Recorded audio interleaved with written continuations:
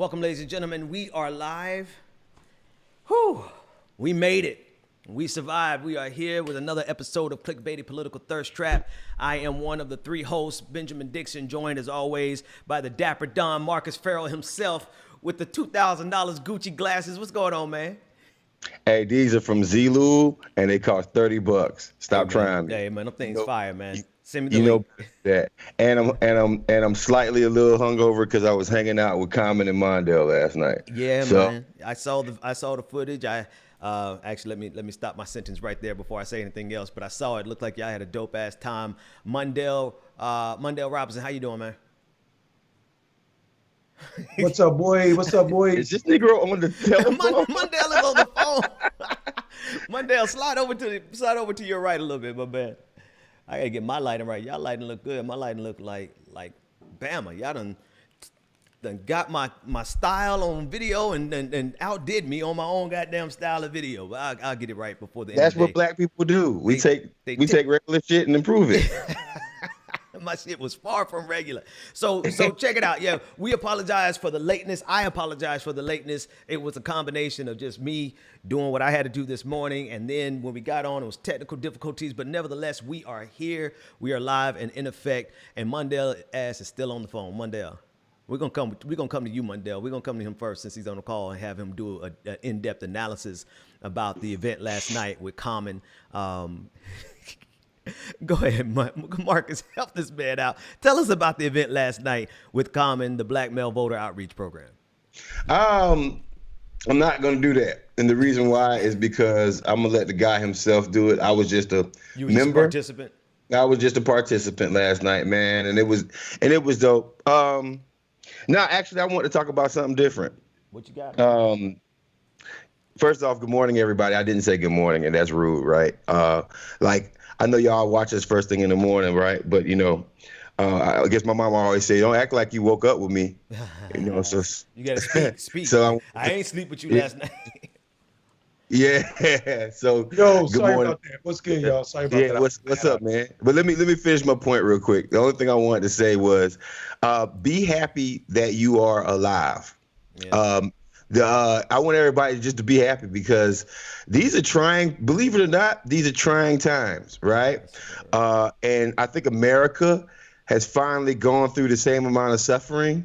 A lot of white Americans, at least, are going through the same amount of suffering as indigenous and black people have since they've been here, which makes it seem like we are all overly stressed. I do believe that everybody should consider seeing a therapist. Everybody should start working out a little bit more, drinking less, take care of your health, because we all we got. And don't let this year kill you.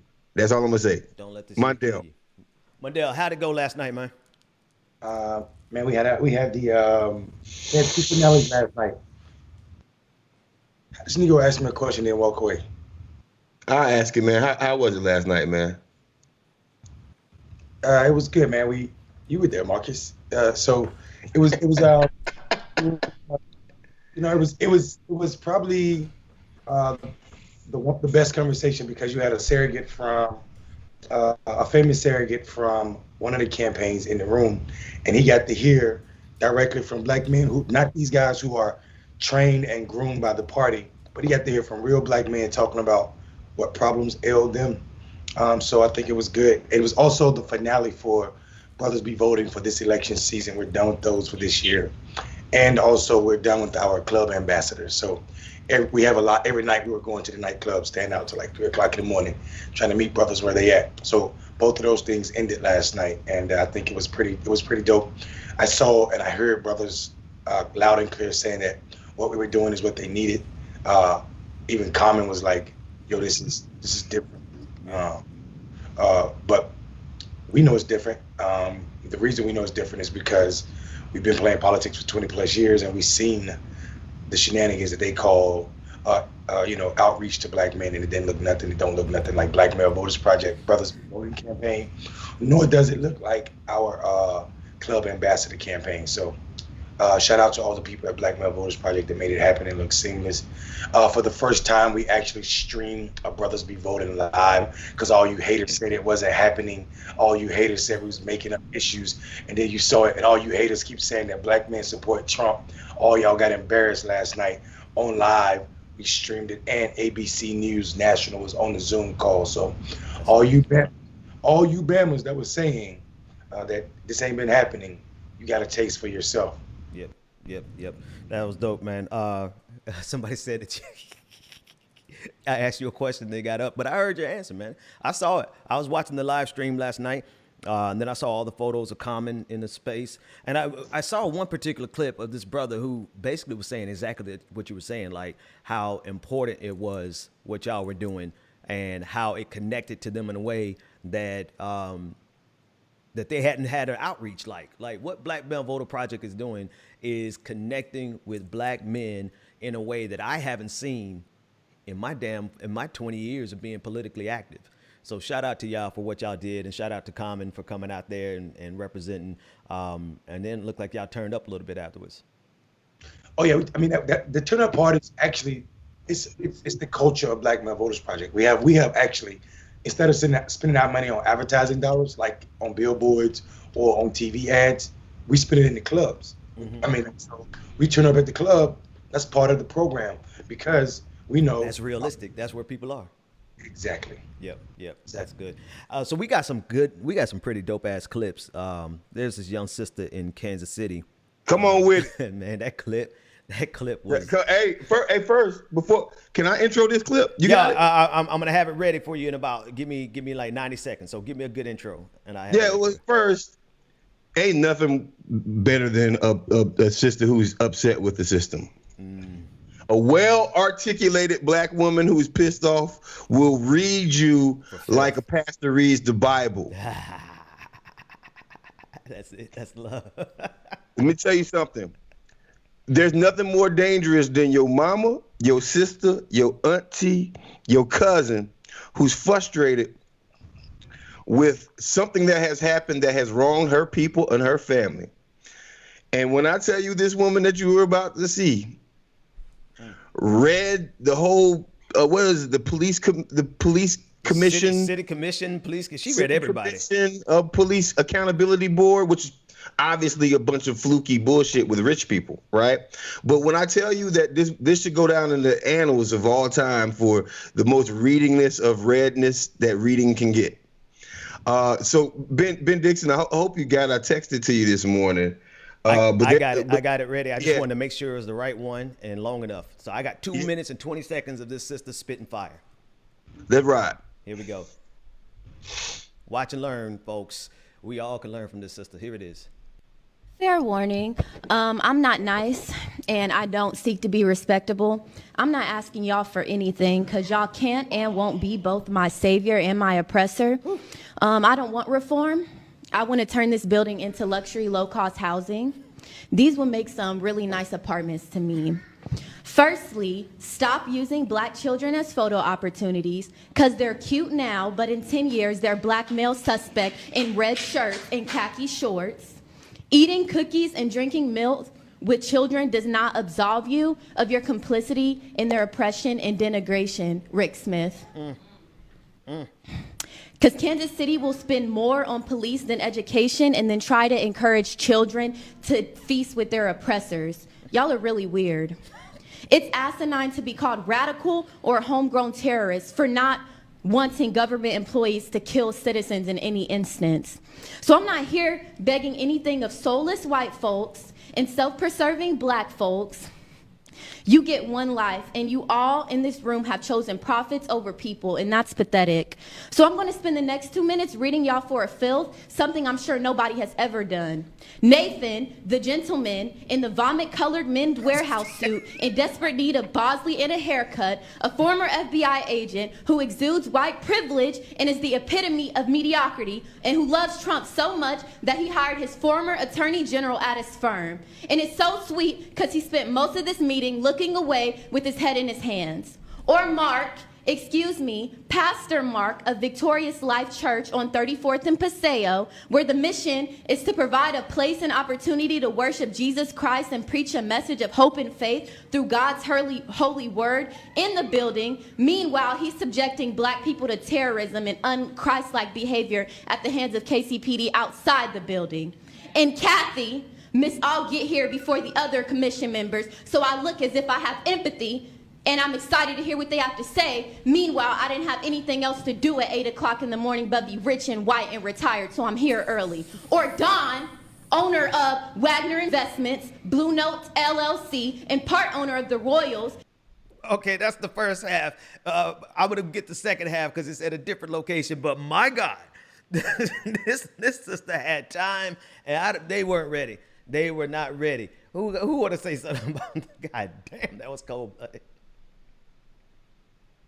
Your audio is off, Marcus.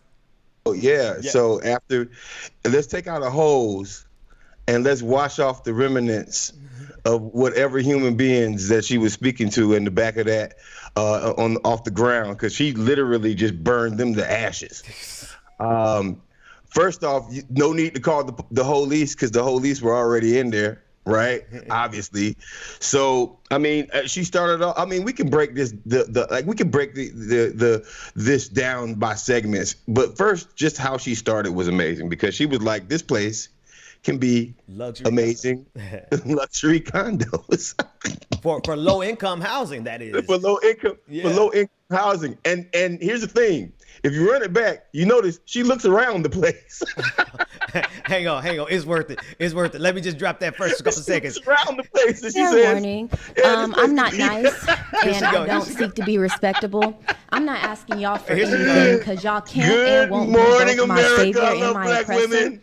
I love black women. Reform. I want to turn this building into luxury, low cost. It's coming up. These will make some really nice. Look around. She's like, these would be so Firstly, beautiful. Stop offering black children as photo opportunities. Go ahead, Marcus. Go ahead. Hey, so I mean,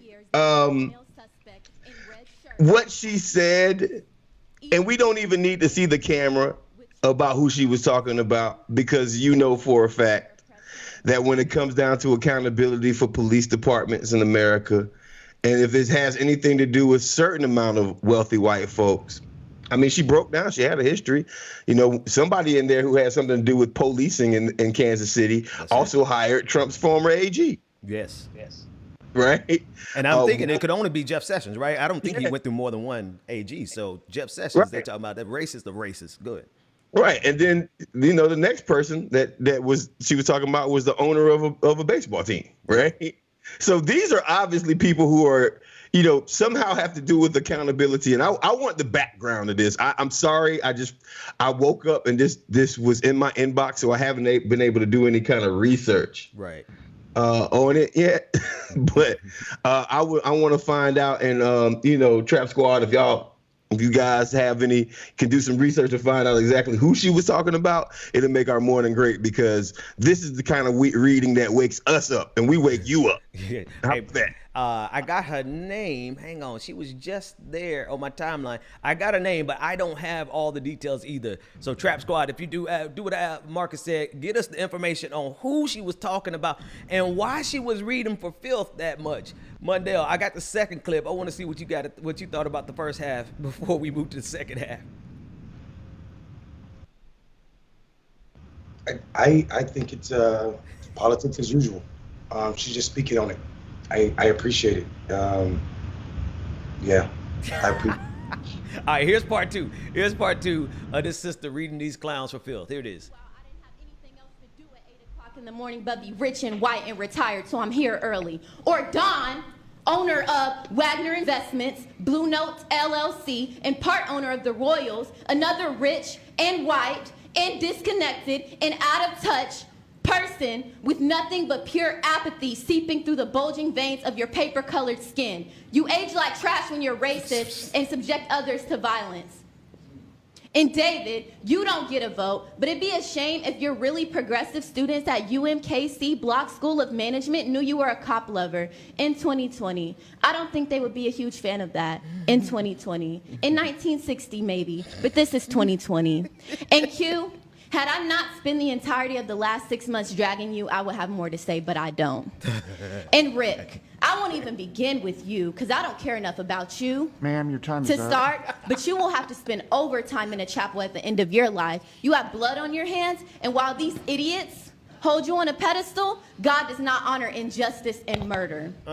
Anyways, I'll leave you soulless, profit-driven, avaricious, greedy, God-forsaken humans, including anyone who works in this building, with one Bible verse from the Bible detailing the life of Jesus Christ, who was another unarmed black man murdered by authorities in the book you hellbound people claim to love so much.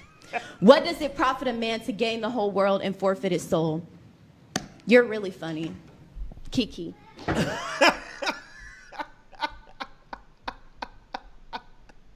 Bruh, she gave a whole ass benediction on them. What does it profit a man to gain the whole world and lose his soul? You're really funny. Kiki. Woo! Woo! Can the church say amen? Amen. Amen. Amen. Her name is, I found her on Twitter again. Her name, well, she just has KJ. KJ on Twitter. She's got 23,000 followers. She has 23,001 now because I just followed her. She was not playing with them.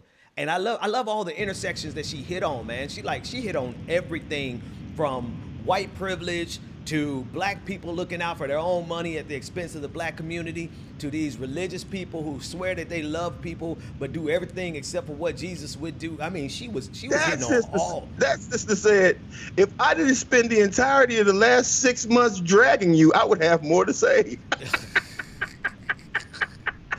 Right. I was gonna say we need more people like her, but truth is, in every city you got black sisters who will do the same damn thing in every city. Can I touch on something that she touched on? You know what I'm tired of?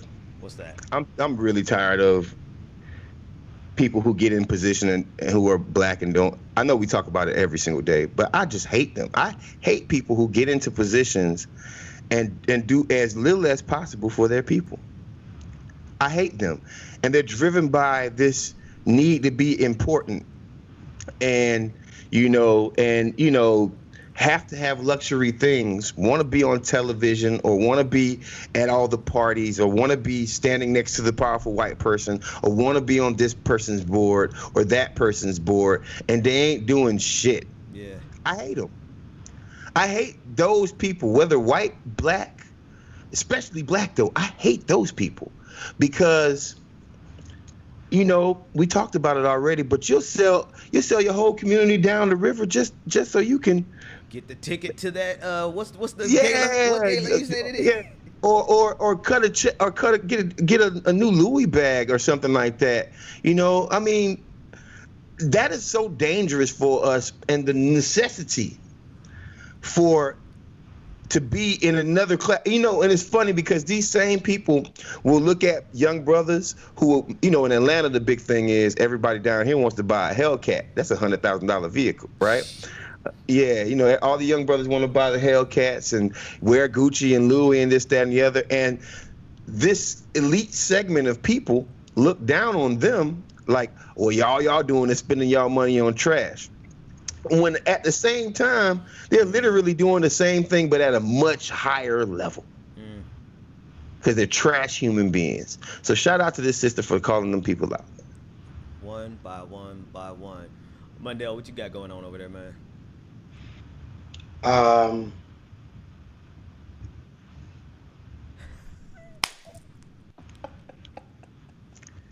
mean, I gotta be honest. I just look, man, I'm in a whole fucking zone right now. Like white people and they shit. I mean, like it's kind of funny the way she read them, except for she's talking about black pain and suffering. You know what I'm saying? Like she ain't that mad just because she want to be mad. She wrote that shit down. Yeah. So there's some fucked up shit going on in Kansas City that we don't know about, or at least we ain't talking about on this show. And I bet it looked like the rest of the fucked up shit in America. So all her frustration, I mean, it comes off as good TV, but those are real pain. You know what I'm saying? That's real pain. That's real hurt. And I'm just, And my head went somewhere dark. Like I was like, what? Did she lose a family member? The bull ain't covering, or how many family members? You know what I'm saying? And she's talking about profit over people and people dying and blood on somebody's hand. And we ain't talking about a military. This ain't a war, which means somebody in that town died. Yep. Somebody she knew or grew up with. So I was just in a dark space. My bad. Nah, No, man. it's all good. That's the I'm happy you acknowledged that, but that shit was funny. I mean, that woman is brilliant, and she needs to be writing movies. Oh man, nah. I feel what you're saying, Mundell. Because I'm afraid to Google it. Right? If I Google it right now, we're gonna end up finding out. We're gonna end up finding out what she's so angry about. Because it ain't gonna be. It's one or two things. And we already know what it is. It's a police shooting that we just don't even know about yet from Kansas City. So let me just do my Googles. Kansas City police shooting commission meeting. And we're going to find it. It ain't going to take, but and there it is. There it is. Kansas City Police Board meeting ends abruptly amid calls for Police Chief Rick Smith to resign. That was just a day ago. And I'm sure as I keep reading, we're going to find out why people are calling for him to resign is the grim reality. Oh, there you go. We got it already. Authorities investigating fatal officer-involved shooting in Kansas City, And there it is. Missouri. Oh, that's because we never get justice. So obviously the early signs is we're not going to get justice. This system reacted in the proper way. Bada boom, bada bing. And normal American story about fuckery within policing. You know what? I haven't said it in a little while. I'll say it this morning just to do it. Defund the motherfucking cops. Defund the police. Defund. Not, you know what? Not reappropriate. No, defund them. Use the language that Republicans use. Let's all own it together, right? Stop with that moderate bullshit. Well, we need police reform. We've been reforming the police for 35. We've been reforming the police since the 60s, right? Yeah, shit. No, it's just it changed from slave catchers in the 1700s. So what that's what I was saying. Like that's a whole traumatic experience. So, and while y'all are right, the sisters seem like a genius. She grieving. Well, we all are, Mondale. Grieving, bro. And Damn, Mundell, you got it. I mean, you right. You ain't wrong. You absolutely right. And that should be what we talking about. But God damn it, God just want to laugh for a goddamn second before we got to deal with the reality of this world. Because here's the saddest truth: is not a single one of us had to Google to know exactly what the hell would happen. It is so common in this country that I can say it on air with confidence, then Google it, and then find out that's exactly what the hell was going on. God damn it. Yeah, you know, I don't think it's wrong with black left. I think it's important. It's a necessary part of like the process. My mind went somewhere dark immediately when I thought about it because about my canvassers that are in Philadelphia. Got guns put on them. Or my canvassers in Atlanta get guns put on them damn near every day. But I'm talking about my canvassers in Philadelphia being right down the street about to launch from where this brother was killed, shot 8 times in the middle of the street. And it's my mind just went somewhere real dark. And so it's, I mean, like, so I'm not criticizing people for laughing. I laugh more than most folks. So I just thought for me, it was just like, damn, that's trauma she's talking about. And also she's probably experienced it recently. And it was, goddamn it, it was, goddamn. Yep. Well. Speaking of trauma, can we stay on it? Trauma? Nah, yeah. Man, you got to at least give us one good story to laugh about before you take us to trauma part 2, bro. So this is my topic for the morning, and it is trauma, but it's a different type of trauma. It's the trauma of white supremacy, which is not actually different from what the sister's talking about. It's the trauma of white supremacy and how it plays out, and why I tell people all the time that black people aren't the only people affected by white supremacy. Trump, in his stupidness, last night had a fucking conversation outside an airfield in Nebraska, Omaha, where the temperature dropped below freezing, and it's old Americans out there, 6,000 people, and they didn't have the logistics plan right. So guess what happened? He hops on a heated Air Force One and flies ass back to DC and leave all those people out there to get on buses to go back to their cars, to parking lots, and guess what? It's one lane of traffic with 6,000 people trying to move down a country ass road in Omaha, and it's below freezing, and you got elderly people. So guess what happened? Some of them get sick and have to go to the hospital. Yep. That is a burden of white supremacy. They're so excited to hear their grand witness speak.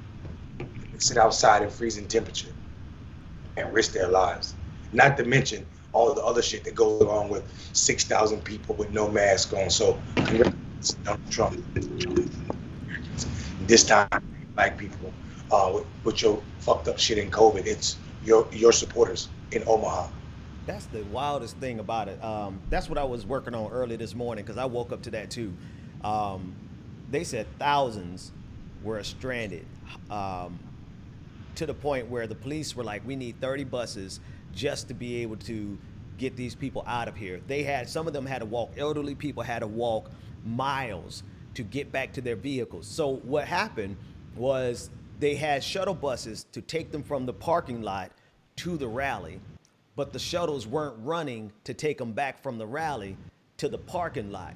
So you had hundreds into the thousands of people who were stranded at 10 o'clock at night in 32-degree temperatures in Omaha, Nebraska. They all there supporting Donald Trump as he's making jokes at that rally about COVID-19, right? And they out there at a super spreader event anyway, right? The fact that they all out there without masks side by side in this cold, but compounded with the cold weather and the fact that they were stuck out there even longer than they should have been. Some of his supporters, you're right, that's a burden of white supremacy. Their own burden. They're carrying it they're carrying the water of white supremacy, and it's going to end up killing some of them. Because you had elderly people who were frozen in a mental state last night. I got a clip I'll pull up, but they were so cold that they had to rescue about 9 elderly people who were frozen cold and in a mental state, I guess delirious because of the cold. Yeah. So listen, tell me that rally, tell me that world isn't epitome of Donald Trump's presidency. His campaign will get you there. They got a bus for you, but you're gonna be stranded for 4 fucking years with him, trying to get your own ride back in cold wilderness. And that's what Donald Trump did to America, white America especially. All of us dying from it, but white America especially, because they're out there on this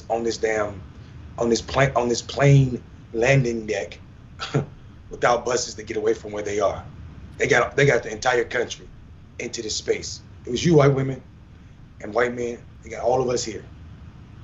And there they are out there. Some of them honestly, the truth is, some of them about to die. I'm gonna be honest with you though.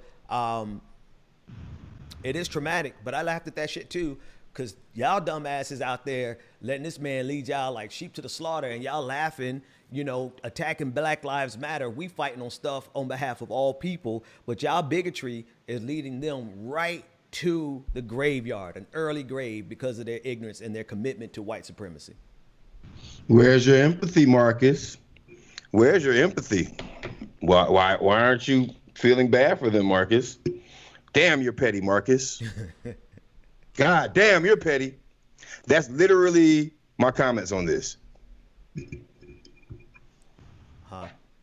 You lost me. Y'all could just insert whatever, right? Guys, look, man, look. If you are supporting Donald Trump, you are supporting xenophobia and racism. At this point, you're not supporting any policy. You're not supporting any factual hardcore policy. Like your wall hasn't been built. You really haven't been able to keep the people out. You want to stack the Supreme Court because you want to get rid of Obamacare, not because Obamacare is that bad. You want to get rid of Obamacare because a black man made it. Yep. Right? Like, so where's your empathy? You motherfucker showed up. I don't have that. I have no empathy for it. None. I don't. I would be lying to America. And do I want people to get hurt? No, I don't want nobody to get hurt. But on the same token, y'all are like braving the elements to celebrate racism. Yep. So what you want me to say? You want me to get mad because a cop who showed up to Edmund Pettus Bridge to beat up John Lewis fell off his horse and hurt himself in the process? I'm not gonna be mad at that. You know what I mean? If you hit yourself in the head with a baton while you're beating a black man and knock yourself out, I'm not gonna be mad at that. Right? Like, so I'm gonna so laugh if at you- they dumb ass, bro. Yeah, I'm gonna laugh at your dumb ass. So I'm laughing. Ha ha ha. That's my response. Them motherfuckers are out there celebrating my death. I promise you, somebody in that crowd had a Blue Lives Matter flag on. Right? You gotta understand something.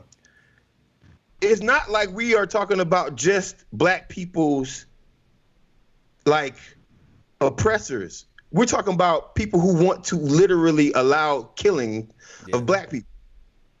Most of those people out there, if they heard about the Philadelphia shooting, if they heard would about laugh, bruh. They laugh. They get shits and giggles out of our suffering. I just want to echo what you're saying. Go ahead, man. Yeah, no, if every police shooting that happens, that's the crowd that justifies it and goes cop first, right? Some of these people will look at the video of George Floyd and be like, well, what did he do wrong? Right? So, let me tell you something. Talk to you about something. Where's your empathy, Marcus? At some point, I don't have it because I've loved so much. Black folks have loved this country so much that at some point we got to run out of love. At some point maybe this is the wrong thing to say, but that turn the other cheek thing, that whole kumbaya black church thing. Yes, and I was raised in the black church, right? But we don't allow anger to dictate our policy on this side. Right. We black folks allow empathy, sympathy, love, and turning the other cheek. And yeah, that might be a little bit more godly, but man, look, y'all showing up for Donald Trump and expect me to hug you afterwards. First off, you got COVID. Fuck out of here.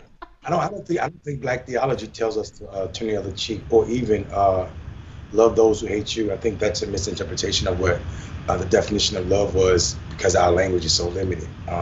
So we use love for our clothes, our chairs, our family members, and our dogs.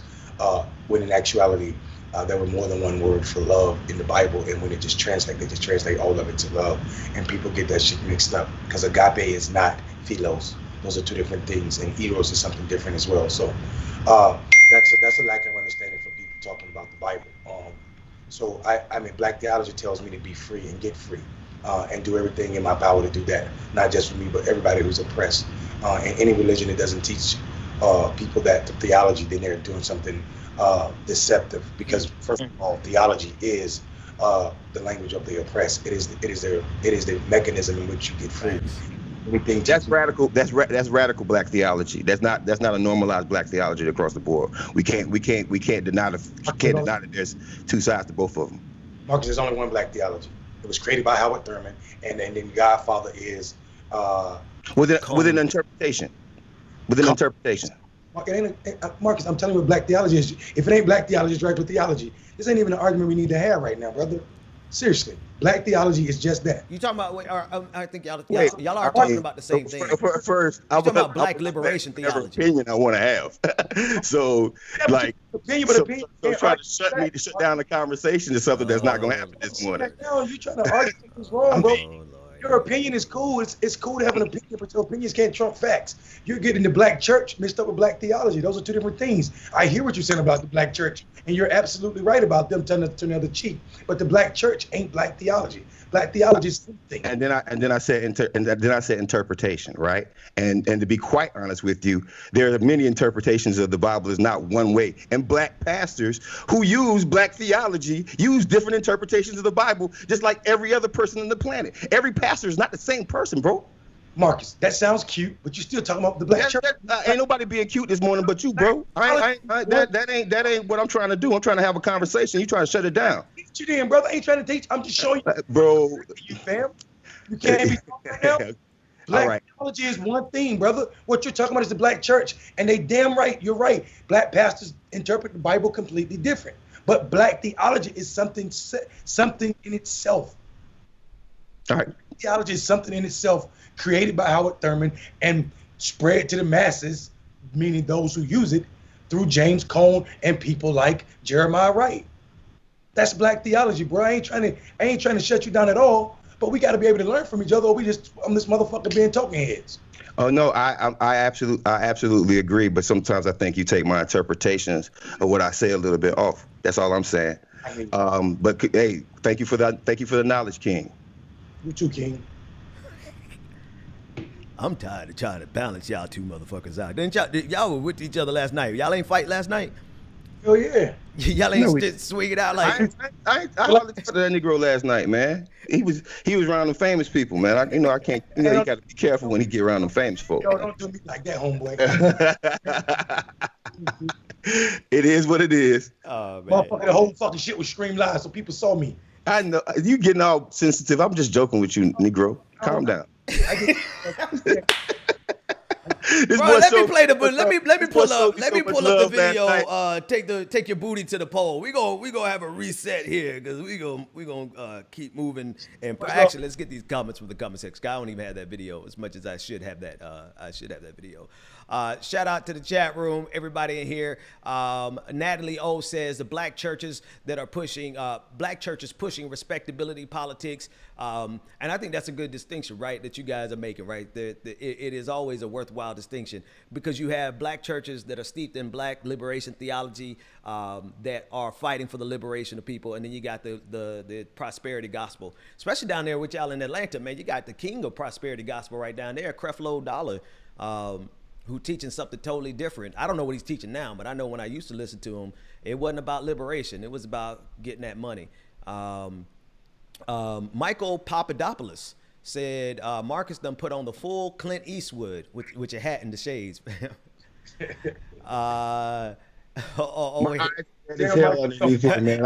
Elena, who normally gives you love, she just said sensitivity, LOL. Ain't that your song? I need a man with sensitivity. Hey, hold on. Hey, Ben, turn to the left real quick. Turn to the left. Now zoom into the camera real quick. What we doing? Zooming into the camera. I just want to see them polo glasses you got on, baller. Hey man, you know. You see the yellow polo horn? It's there. I'll put it up to the camera, bro. Look at it. What's up now? It was a little bit. Damn frames cost a little bit more than I thought they were gonna cost. But at the time, it was a major issue. Let's see what else everybody's saying. Let's rely on science, not religion. Okay, this is a good comment for us to jump off on. Randy's context said, let's rely on science, not religion. Evolution will improve the human genome by honoring Trump morons. All right, you got two different things in there that are worth commenting on. There are the Darwin Awards, and that's what we saw last night in Omaha. Some of them people going to die because of their support of Donald Trump, and the genome is going to improve. I see what you're saying there. The first part, though, let's rely on science, not religion. I think all of us agree that science needs to lead, but the reality is we have to address the role that religion plays in politics and in life, and it can't be disregarded. So it's important that we understand and utilize, not just understand, but utilize the power of black liberation theology, because that stuff right there is enough to set a whole people free, as opposed to what evangelicals are using their religion for. Well, first of all, I hate when people do this, like rely on science and not religion. First of all, science science and religion are two different things. They have two different purposes. Science explains those things that are living. Religion is the definition or the explanation of those things that are supernatural. So science can't dispel religion, and religion is not here to dispel science. Trying to confuse those two things is a tactic that I don't even waste time for, because they have two different purposes. It's like trying to use anyway. So I'm not even going there. Yeah. But what I will say is, here's what I will say. The problem with believing that evolution will get rid of racists is racism evolves too. Yeah. So I'm not waiting on my religion nor my understanding of my limited understanding of science to eliminate racism and racists. I'm just gonna keep working to get my people free. Frederick Dixon said, is there no balm in Gilead? Hey, it's early in the morning. You trying to break? Hey, glory. Let's see. Republicans serve the wealthy. They don't care about people of color if they don't have power and wealth. That actually pivots on something somebody else said. They wanted to know, did you guys see the clip of Jared Kushner discussing. This is One Lost Spirit in the chat room said, what do you all think of Kushner's comment on black people? He essentially said black folks are being lazy. First, I want to see if y'all have seen it. If not, I think I have it on my computer and I can pull it up. Man, Jared Kushner's cheating at life. Ask me what I mean by that. What do you mean by that? Jared Kushner's that little boy that was buried in Pet Cemetery and came back to life. Wrong. So then they're going to his second go round, so fuck him. Bro, he does look like that dude. Hold on a second. You talking about the original Pet Cemetery? Hold on. Let me Google that. I got to pull that picture up.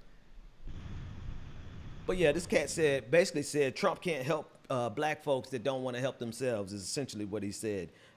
He said that Trump can't want black people to be more successful than they want themselves to be successful. And I'm like, bro, you really writing a check that your ass can't cash in the long run. Like, you're not gonna have Secret Service protection forever, man. Jared Kushner, no, Pet Cemetery.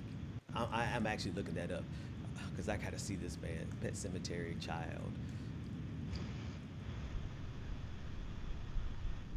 All right, let's take a quick second here. Tell everybody where they can find you at, Marcus.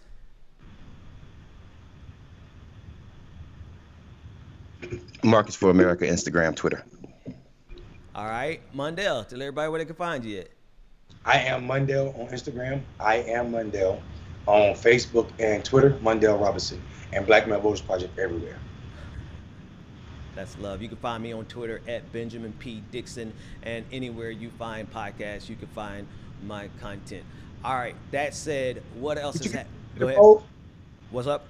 Get your booty to the poll ad. I'm looking for that too. We have not played that on this show yet, and I think it's just out of law and custom. We're gonna have to play it. Booty to the poll, and I'm gonna pull that up. Ben, Sandra said your mic is low. She can barely hear you. You can barely hear me? This is what Sandra said on Facebook. I don't know what happened. It should be okay. I'll try to. Sounds good on my end. Yeah. Let's see. Marcus follows back. Oh, OnlyFacts wants us to follow back. They said Marcus has already followed back. Mundell hasn't, and Ben hasn't either. All right, send me a DM on Twitter so I can find you, and I don't got no problem following back anybody. Who said that? The name is OnlyFacts. So I wonder if that's because the OnlyFacts. When I read that and the way your Abby looks, it looks like OnlyFans. But all right, fellas. So what else we got? What you mean 6 days before election? We can talk about these young people going to the polls. First of all, you need to find that ad. If you need help, I can send you the link. Send me the link because I can't find it just yet. All right. That said, I want to. What's the latest update? Because I have the graphic showing the number of people who have voted, young people, 18 to 29, breaking all kinds of records, and that demographic overwhelmingly goes for Joe Biden, or at least against. Let me say it precisely. Certainly against Donald Trump. So we're looking at 5 to 8 times more people who have voted from that demographic than in previous years. So 6 days to go. 6 days to go. I got my vote in yesterday. Finally, dropped it off. I had some hand sanitizer with me. I'm gonna play that clip real quick. This is me dropping off with my. It wasn't hand sanitizer. It was pure isopropyl alcohol, the high grade. I had to make sure. I had to make sure that I was killing all the germs while I go out and make sure that we kill this administration. What's up, man? You didn't spill it on your ballot, did you? No. The ballot went in first, and All then right, I sanitized. You know, they're looking for a reason to cancel black ballots. Oh yeah. No, bro. You should have seen me and my wife. We sat down and took our time with that like it was a science project to make sure we dotted every I and crossed every T and not gave them fools not a single reason to not count our vote. But I feel pretty good about the county I'm in. I think the county I'm in, we're not going to have the shenanigans that I would have if I was in a more Trump positive county. But I could be wrong. We'll see.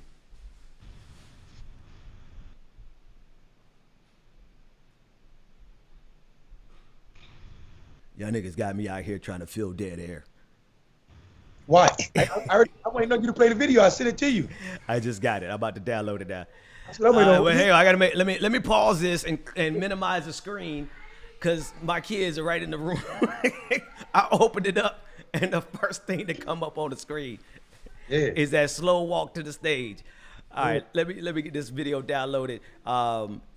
Mundell, you've been a part of this. You actually contributed in terms of the script. You helped them create this script-wise. Yeah, well, I mean, yes, absolutely. And we should mention that we'll talk about it after the ad. But yes, I helped out with the script. The idea came from some dope producers in Atlanta and people that understand their culture and wanted some assistance about reaching Black men. So I helped out. So let's do it. And to be sure, because what some people are dismissing, like, this was produced by sisters. Black women put this together, and they brought you in as a consultant, if I'm not mistaken. Yeah. Absolutely. All right. So absolutely. I'm going to try to pull it up. Downloading it is a little tricky. I'm going to try to just pull it up on my screen with a screen share. And let's see. There it is on the screen share. Make sure I got the audio. This is Get Your Booty to the Polls. Very controversial video. Over 500,000 views on YouTube alone. Let's listen in.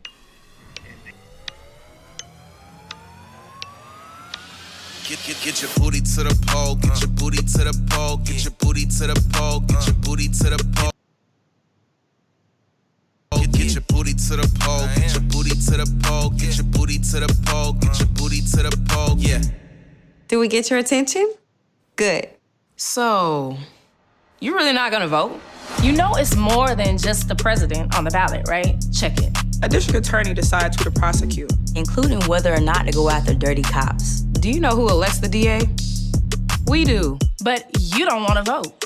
can't make it rain if you locked up on some bullshit. Want trades and coding taught in our schools? Then vote for the school boards that will prepare us for the job market. Want to end cash bail? Well, then vote for the sheriffs and county officials that feel the same way you do. But you talking about, oh, they gonna pick who they gonna pick, shawty. Ferguson just elected their first black mayor. You know how that happened? It's clear black lives don't matter to some of our current elected officials.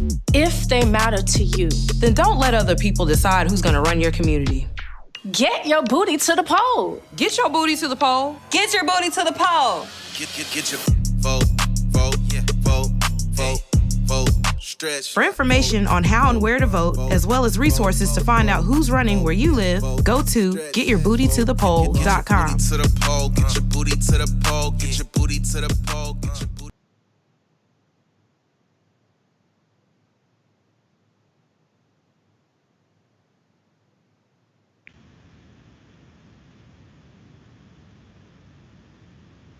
$10 million total. 10 million. Around 10 million. Yeah. We did the media, when I said we did the media rounds, we did the media rounds from everywhere from Brazil to France. Every major outlet in this country covered that ad. So, Wow. yeah. Some people felt some type of way about it. I don't think it was controversial. Overwhelming support of it was pretty damn dope. I think, actually, after one of the sisters did her interview, one of the dancers, she actually got a corresponding job. So now she's working in Denise's room. Really? Hell yeah, really. That's what's up. That is what's up. I mean, and then anybody who's still acting like we had this conversation, we didn't play this video, but we talked about this video. And the fact that you got people who look at this and they instantly fall back into the respectability politics of, oh, this is a bad representation of the black community. In fact, you even had, I remember the mayor of Atlanta, what did she say? Talking about the nature and the future of Atlanta, that it can't just be lemon pepper wings and strip clubs. I don't want to misquote her, but she said something to that effect. And then, but that's what, I mean, Atlanta ain't known just for that. But even for her to say some mess like that shows you that respectability politics is still a big crutch in the black community. But beyond respectability politics, show me a political ad that's more on point with the issues plaguing black men. Don't worry, I'll wait. At any level, including her. Those issues that those sisters were talking about, ending cash bail, which is criminal justice reform, part of it. Idea that qualified immunity needs to go away, police brutality needs to be addressed. They talked about that. And then also trades back in school, coding back in school. That's economic freedom for black men. So I want anybody to tell me a political ad by any candidate running this election cycle and don't exclude anybody. And you can go back to the primary, include all of the presidential candidates, and tell me which one of them was more on point. Facts. Exactly. All right, fellas. It is, how long have we been doing this morning? Go ahead, man. Go ahead, bro. No. You got it. No, I just think the way that we've been trained to play politics in this country is absolutely disgusting. And also, most black men reject it. If you consider, I say this all the time, the nearly half of them that's registered to vote that haven't voted in recent elections, and then you also couple with the ones that are not registered to vote. They reject this idea that you need to talk to me about some shit that I don't really care about, and and exclude the issues that are plaguing me on a daily basis. This is the idea that you want to bring me Green New Deal when I'm dying from your cops, and we can't even talk about defund police. I just got a tweet here. I don't mean to shift the subject this hard, but this is actually some good news, especially for you, Mundell, because you still jet setting. It's a hard shift, but CNN is just reporting a study from Harvard University. Now, I don't know if I'm going to read this, but I want to put a caveat here first, because this could just be the airline company trying to get people to get back on planes, because it sounds too good to be true, but I'm going to read it. Ventilation systems on planes filter out 99% of airborne viruses, researchers at Harvard University found. If people follow mask protocols, their study says flying is safer than grocery shopping or eating out. Now, I believe that it's better than eating out, because that's one of the leading places people are transmitting COVID-19. But I had no idea that the airlines their systems were able. I just thought we were breathing each other's air in all day long on airplanes. So I guess that's just a lack of knowledge on my part. But Mundell, sounds like you in good position, man. Yeah. So you keep going out to that Chinese restaurant you love. I'm gonna keep the plane and fly, and you gonna get egg foo young plus some COVID with a side of COVID. Hold on. Okay, I should have said a different type of restaurant, because dumbass Trump has fucked up. You can't even joke about Chinese restaurants and COVID in the same sentence. That's true. So you keep going to those soul food restaurants and getting them fried chicken, man, and that's what's gonna happen. Yeah, but we don't go out like that, bro. We in 7 months we've eaten out a total of probably 10 times. And when I say eating out, I don't mean set. We ain't setting down bodies. Restaurant, we pick it up on the corner, like bring it to the curb for me, and we're gonna tip you real good. That's what we eat at. What I said, Ben? What's that? I heard you on Benny Hunt. I seen you on Benny Hunter's weightlifting. Bro, hey, bro, everybody outside of my family, like my friends and stuff around the city, they still going out like it's nothing. But I'm the square, man. You saw me with my alcohol spray yesterday and my mask on. I ain't playing around with this, man. I'm trying to survive COVID-19. It got a black male my size who's been much heavier for most of my life. Man, those pre-existing conditions are COVID looking at me, just licking his lips. So I'm trying to lay low. What'd you say? I'm not. Go ahead, Marcus. No, you got it. I was gonna say, Ben, did you just say short black man is a pre-existing condition? Bruh, short black man is a pre-existing condition for anything in this country, especially COVID-19, bruh. Short, fat, and black. Throw on bald on top of that. Throw on previously poor for the entire 40 years. Only time I ain't been poor is like the last 5 months. So you throw poverty on top of that. Short, fat, black, bald, and poor. That is the pre-existing condition in this country.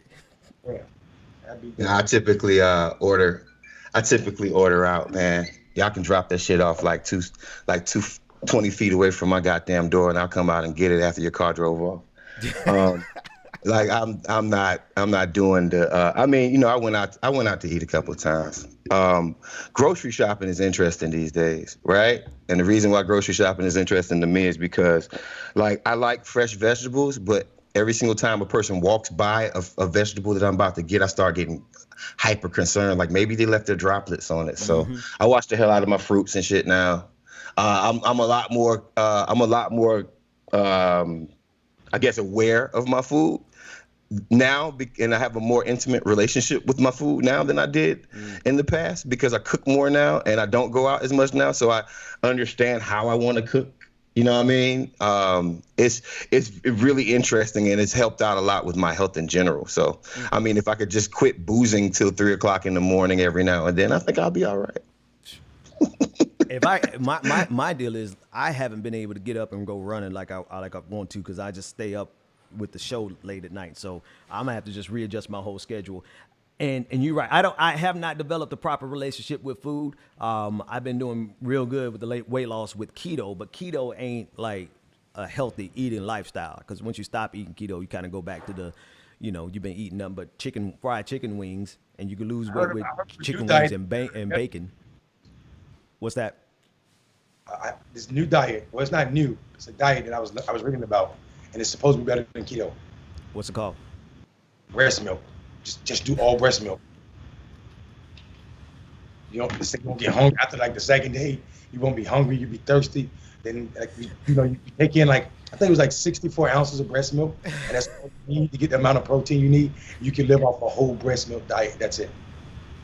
They said it fixes like stomach problems, acid reflux, all that shit.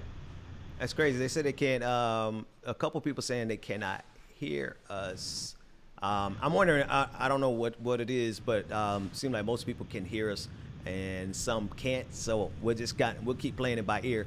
But bruh, I'm not. Yeah, I know you joking, but at the same time, nah. No, you should Google it. It is a real diet, bro. I'm not even fronting on you. That shit nasty as fuck.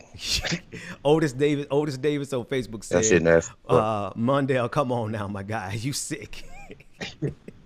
Hey, man. I didn't create this diet, bro. I was reading it. Yeah, I'm good. Yeah, that shit nasty as fuck. I'm good, Somebody said, hell no.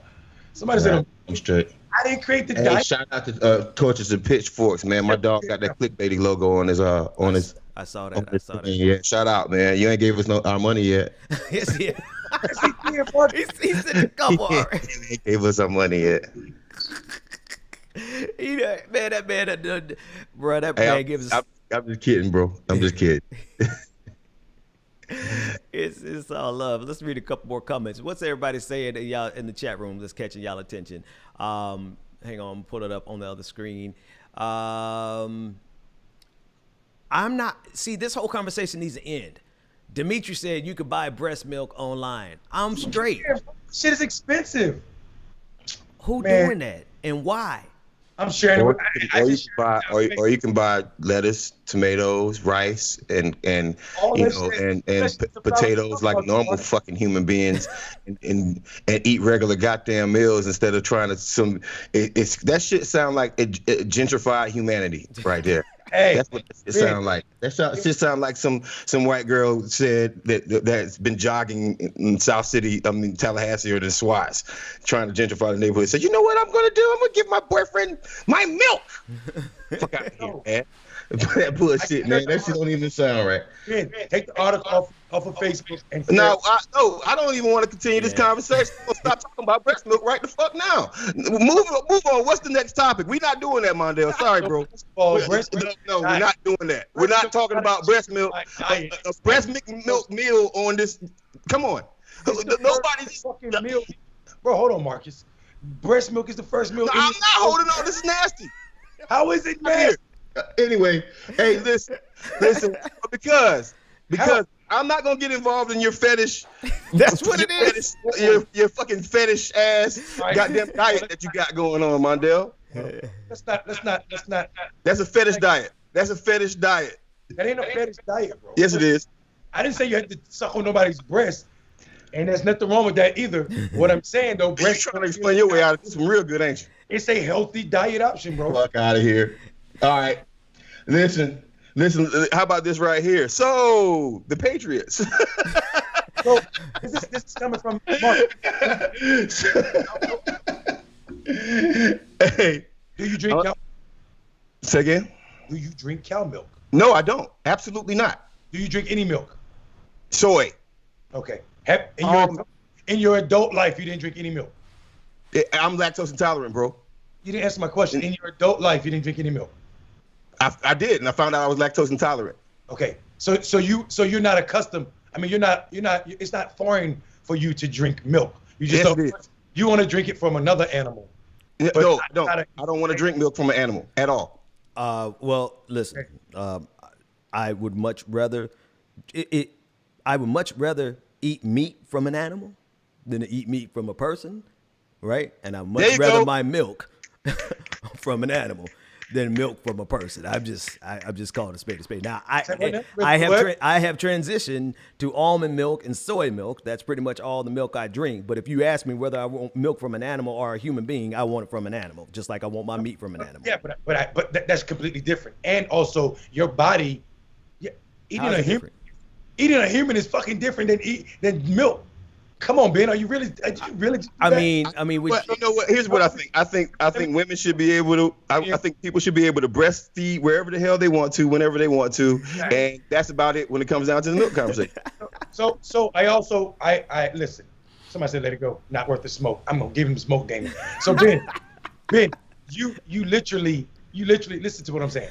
Your body, you had to switch to fucking almond milk or some other form of milk because your body is not meant to digest cow mucus. Oh no. My body digests milk really good. I'm far from lactose intolerance. Like, no, every human is lactose intolerant. It's just at different levels, bro. For real. Our body's not meant to digest cow mucus, which is what milk is. Yeah, and I'm not meant to digest breast milk after the age of 1. So we good on that. 6 months. What? 6 months for that matter. 6 months is the maximum. Hey, at 6 months, I put a time limit on my wife breastfeeding them kids. Like I get like at a year. At a year, we had to reclaim the real estate. I mean, listen, man. I think there is a period of time, and listen. I don't by no means. I don't have kids. I don't know any better, so I can't really tell you what to do, women, with your body. But if your 5-year-old is still breastfeeding, then we got a problem.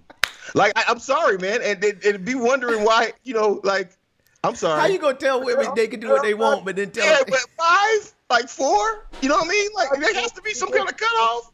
Like, this dude, I can take this dude out for drinks and he's still breastfeeding. Mundell sitting at the bar. We sipping pina coladas and he's sipping on breast milk. Oh man. All right. Somebody said stop it. I will unsubscribe and listen to this show again. Cut Marcus off now. What'd I say? The whole conversation, man. They just Torches and Pitchforks sent in another daily reparation saying us whites developed a tolerance for bovine milk when we decided to leave Africa and go to cold north. Yeah, this is all right. And so, how about them Patriots then? They're not doing well, and Tom Brady and the Buccaneers are doing amazing. Just a quick update: Antonio Brown is now a Tampa Bay Buccaneer, which is going to be a very interesting thing. And the NFL is still racist. Boom. That's a good summary of the day. Kaepernick still doesn't have a job. Boom. That's your NFL update.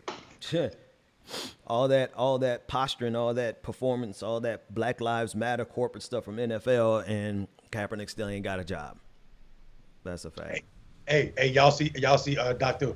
Maria Cole go in on the article. She's like, drinking breast milk doesn't fit adult humans, like brain development, et cetera, et cetera, et cetera. So, hang on, let me see. The rapper go to break. Oh, okay. That's too long. I would put it on the screen, but it'll take up the whole screen. It's basically saying you should be drinking breast milk as an adult. I would argue, Sister Maria, who I never argue with, that a keto diet is unhealthy for so many reasons because it deprives you of other sources of things that you need. So, oh no, I wouldn't doubt that. Like if you're trying to be remotely healthy on a keto diet, you got to do vitamin supplements for everything that you're missing, because you're missing all of your isms, not isms, but electrolytes. You missing all of them, and your iron drops ridiculously. I was freezing cold. I'm like, why the hell am I cold?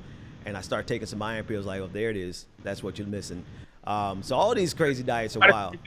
Somebody said, do you think Kaepernick deserves a job? That was mentality of women.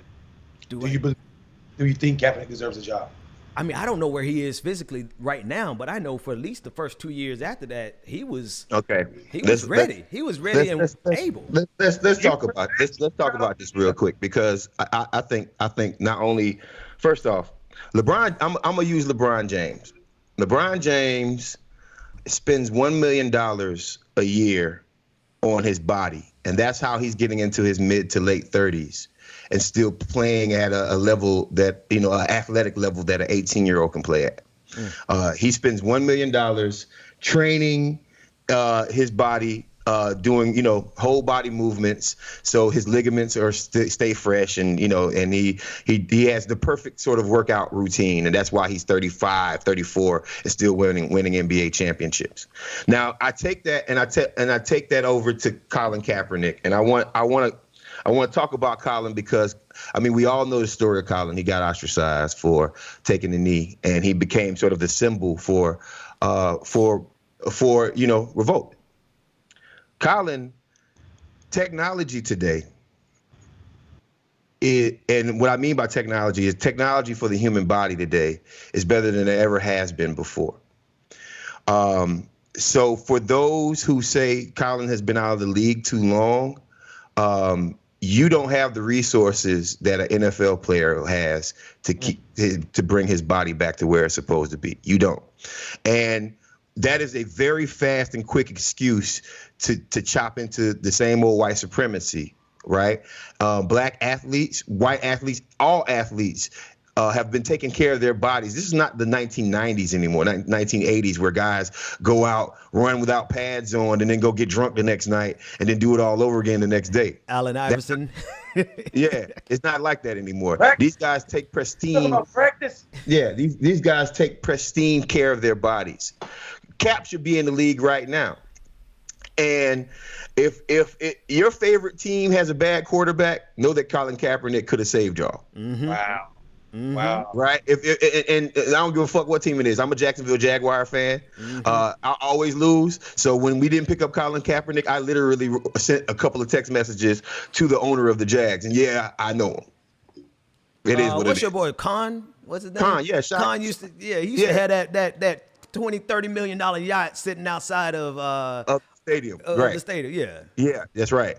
And he's a big time player in Jacksonville. But also understand something, not to even be serious, but racism hasn't gone anywhere, because even after the league itself addressed racist policies, allowed players to take the knee, doing all this holding hands and unity bullshit, Cap still ain't got a job, and he's still athletically prepared enough to play.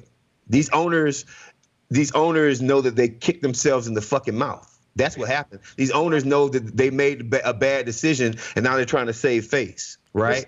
This is how you know you got a show with three smart Negroes. Marcus just gave a common sense reason to why Cap should be in the league. He can fucking win games for owners. But the reason he ain't in the league is because of the most uncommon shit ever. Racism. And not uncommon in the fact that it don't happen often, but them motherfuckers ain't got no common sense in racism. These stupid motherfuckers will, they will, what do they say? Shoot off the finger to, how does the saying go? Cut off their nose to spite the face. Yeah, but listen, this is a prime example of how dumb white supremacy is. I can name, I'm willing to say this and stand up straight when I say it. Majority of the quarterbacks in the NFL aren't better than Cap. No, there's realistically there's only 7 that we can even talk about. And I know this ain't the sports ball show, but I'm gonna name them off real quick. You got Brady, mm-hmm. you got Tom Brady, you got Patrick Mahomes, yes, right? You got Lamar Jackson, you got Buddy in Seattle, Russell Wilson, right? You got Drew Brees, got it down in New Orleans. Yep. You have Drew Brees. That's pretty much where it stops. Honestly, everybody else has to compete with Cap. So there's literally a handful of quarterbacks in the NFL better. One hand. Now there's more than a handful of teams in the NFL. So you do the math. So the thing about it is it's so. Aaron Rodgers, I forgot about it. 6. Aaron Rodgers, I forgot about Aaron Rodgers. He's the man. But that's it. CT 8903. I just want to clown him for a second. They said Russell Westbrook. You in the wrong league, my friend. Go ahead. Damn. It's just all black people look the same, especially if they got the same first name. Talking about people who have pads on versus people who are wearing shorts. I can talk about Russell Westbrook all sports, damn day, but I hope they were joking. I think they were joking. Let's keep going. I'm sorry. Go finish making y'all point. So my thing is the beauty and sadness, the blessing. What Jay-Z called it, the gift and the curse of Colin Kaepernick is he didn't talk to a black veteran like Marcus or myself or anybody else. He went to a white veteran, thinking he was gonna be able to do something that they approved.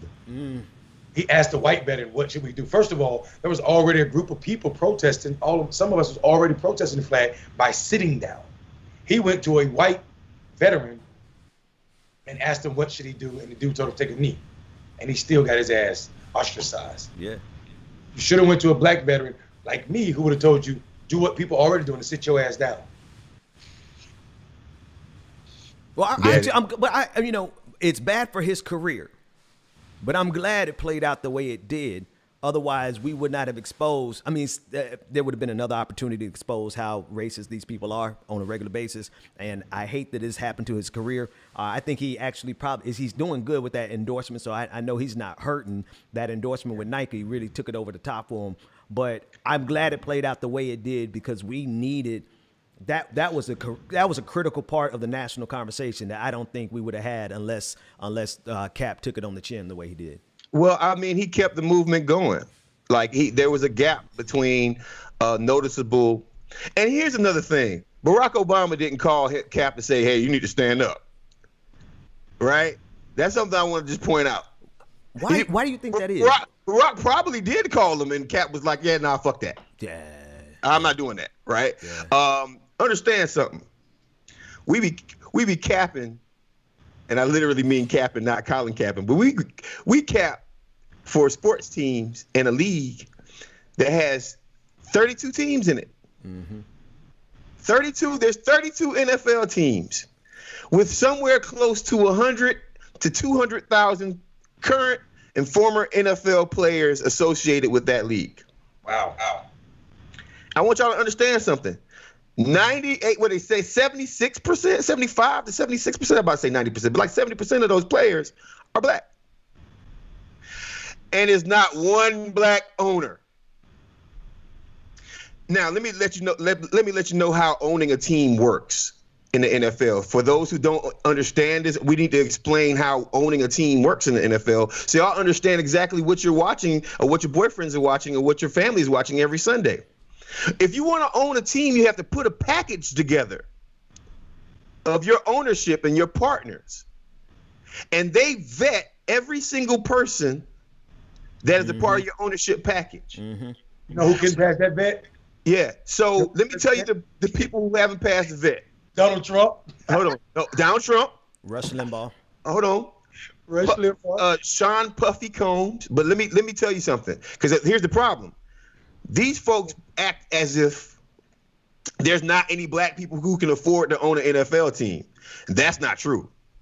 Oprah can own an NFL team whenever she wants to, the whole thing by herself, right? But the NFL and all 32 owners, all 31 owners, have to approve. Plus Roger Goodell have to agree to let you have a team.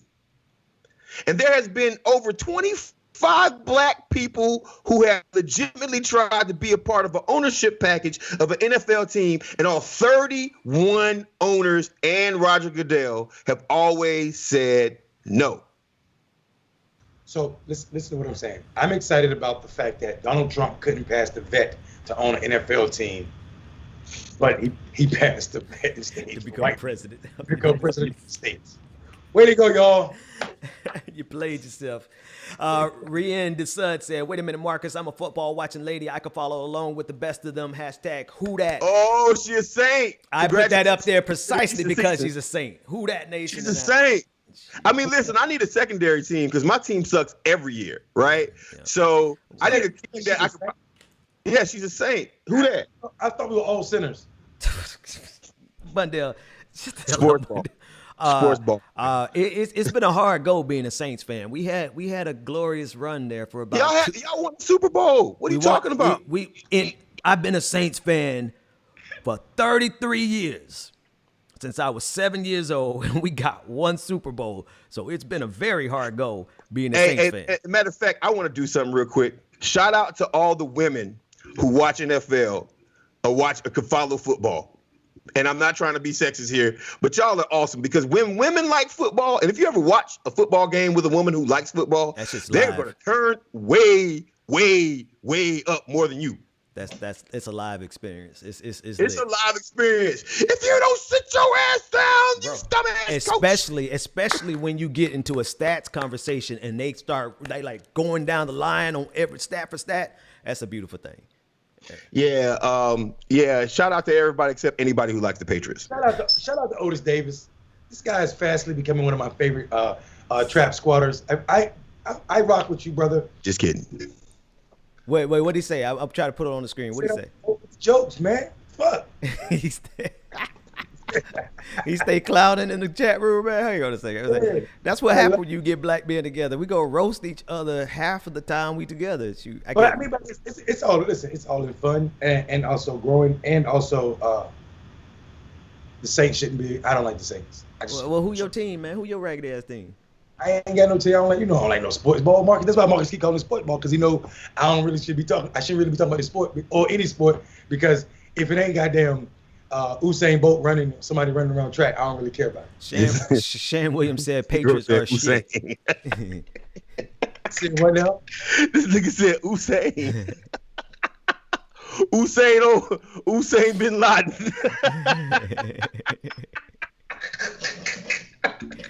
Barack Hussein Obama. Yeah. Leanne, I'm sorry. I don't have that much beef with the Patriots now that Tom Brady's gone. And also, real quick, esports. Why you call Usain Bolt Usain Aladdin? Because you said Usain. His name is not you. His name is Usain. You. Did you really just? Oh, this is so white of you. I'm so glad you did it. This is a teachable moment. I'm so glad you did that, my friend. Wait. There's a big difference between Usain and Usain, we were supposed to be teaching each other here. Remember that earlier in the show? Like, I just wanted to make sure you pronounce the man's name right. His name is Usain Bolt, man. Okay. And shout out to esports, by the way, the most non-sport, getting paid sport on the planet. Right. Like, your 14-year-old can pick up a video game controller and make more money than you ever made in one day. Yeah. Yeah. Oh, listen, esports is big. I'm confused. The last two Fortnite champions ended up winning something like $40 or $50 million. What? Doing like, what? Like from sponsorships and from the tournament itself. Esports is making a big come up, and it's $1 billion industry, folks. As a matter of fact, Georgia State University has a scholarship. What are they doing? They're just playing games. They're playing video games, Mondale. $50 million playing video games? Listen, you can get a college scholarship playing video games right now. Georgia State University has a esports team that is a full scholarship. What? Yeah. They offer your kids. So meanwhile, while y'all in there saying you need to take your ass outside and do something outside, your kid's like, yeah, I'm just working for the scholarship, Mom. I knew esports was big. I knew they could make crazy money. But $40 million for the last Fortnite championship. $40 million. Like it was like $1 million plus the guy got all kinds of like sponsorships. Like they are sponsoring these guys, right? They have teams. Like you can go to Georgia State. Like Georgia State plays like Savannah State in esports. Right. Now I know somebody just said on YouTube, they said Twitch is basically video game YouTube. Now I know those people on Twitch who game all day long, they make easily on the low end, $500,000 a year streaming, playing video games. On the high end, they're in $20 million a year playing video games. I don't understand Twitch. What is it? Twitch it's a platform. So Twitch is a platform originally started for gamers to broadcast their gaming, right? And now I don't think people understand how big video games really are, right? I'm in my 40s right now, and there's not a day that I won't play 2K, right? And I mean, to be quite honest with you, I know people who make a living off of video games alone. Twitch is a platform like YouTube that basically started for gaming, and now people are trying to engage and do different things because there's so many people who watch Twitch. Right. So Ben started his channel. That's why you always see him give a shout out to Twitch. Right. AOC, probably one of the most watched Twitch streams in history. Out the gate. Out the gate, right? AOC was, on Twitch. I have a Twitch channel. I think everybody should have a Twitch channel. And, you could do anything from stream your handheld games to actually streaming, big epic video games across the board. Now, I do have a question for you, Ben. What is your favorite video game of all time? Halo 3. I'm a shooter kind of guy. Yeah, Halo 3. Mondale, it's a word game, right? It's what? Your word game, right? I like New York Times crossword. It's the only game I pay for. Got it. That's considered, right? That's a game. Yeah. I mean, I don't know if you can make $30 million playing a damn crossword, but my whole business model might be wrong. Because what? Bro, listen. I'm an Elder Scrolls guy, and it's just one of these RPGs that are pretty huge. Anything Star Wars. But what I do want to make sure that is known is that, guess what? Just like every industry in America, gaming has racism. That's right, folks. Oh, yeah. Video games have racism. And I mean, I could give you plenty of examples, but I mean, I'm pretty sure there are some games that make up for it, like Red Dead Redemption. You get to kill the KKK, and that's pretty cool. Let me make this correct. Dylan said, Ben, on the low end, Twitch streamers are losing money, have to have a second job. It's just like capitalism anywhere else. Yes. I want to be sure. I'm sorry, I didn't make that distinction, right? You got those people who make money and those who don't make money. The majority of people on YouTube don't make money, but those that make money on the low end, I would say they probably making about $200,000 a year. On the high end, they're making like that PewDiePie. I think that dude made $50 million in a year streaming on YouTube, and it's very similar on Twitch. So on the low end on Twitch, if you're in that category of making money, of course, like, I'm just starting on Twitch, so I think I may have made like $1,000 in like 3 months. I ain't making no money on Twitch right now, right? That's just when you getting started. But in that category, in that echelon of people who breaking bread, man, they bring home some serious money. Yep, that's right. And CeeLo and Willie Nelson, D'Angelo and Willie Nelson were on the soundtrack for Red Dead Redemption. So let me tell you something. Imagine playing a video game, and in the middle of the video game, you hear a D'Angelo song that you've never heard before. Oh, really? That's fire. Amanda Troutman just gave you a shout out saying, Marcus is my new favorite. Elder Scrolls 6 better be about the Red Guard. I have no idea what she's talking about. You already know. Let's nerd out together, Amanda. 1,000 ain't bad. In 3 months, it took me 3 months to make $1,000. It ain't bad. Hey, it could pay for some car notes. So I ain't talking. I'm just saying, like, I'm in the lower echelon of Twitch right now. The higher echelons, they buying them $1 million houses. That's what they do just on Twitch. And yes, I am looking for a PS5. So if anybody get their hands on the PS5 early when it come out, I'll buy it from you, and I'll give you a shout out every day for a week. When she said Red Dead, I read that as Red Alert.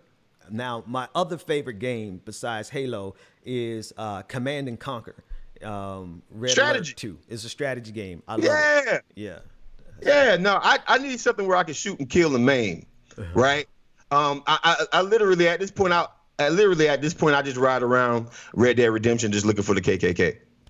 AG, y'all ever played Tetris? Video game at this point. Wants to know if we ever played Tetris. I'm low key one of the best Tetris players in the country.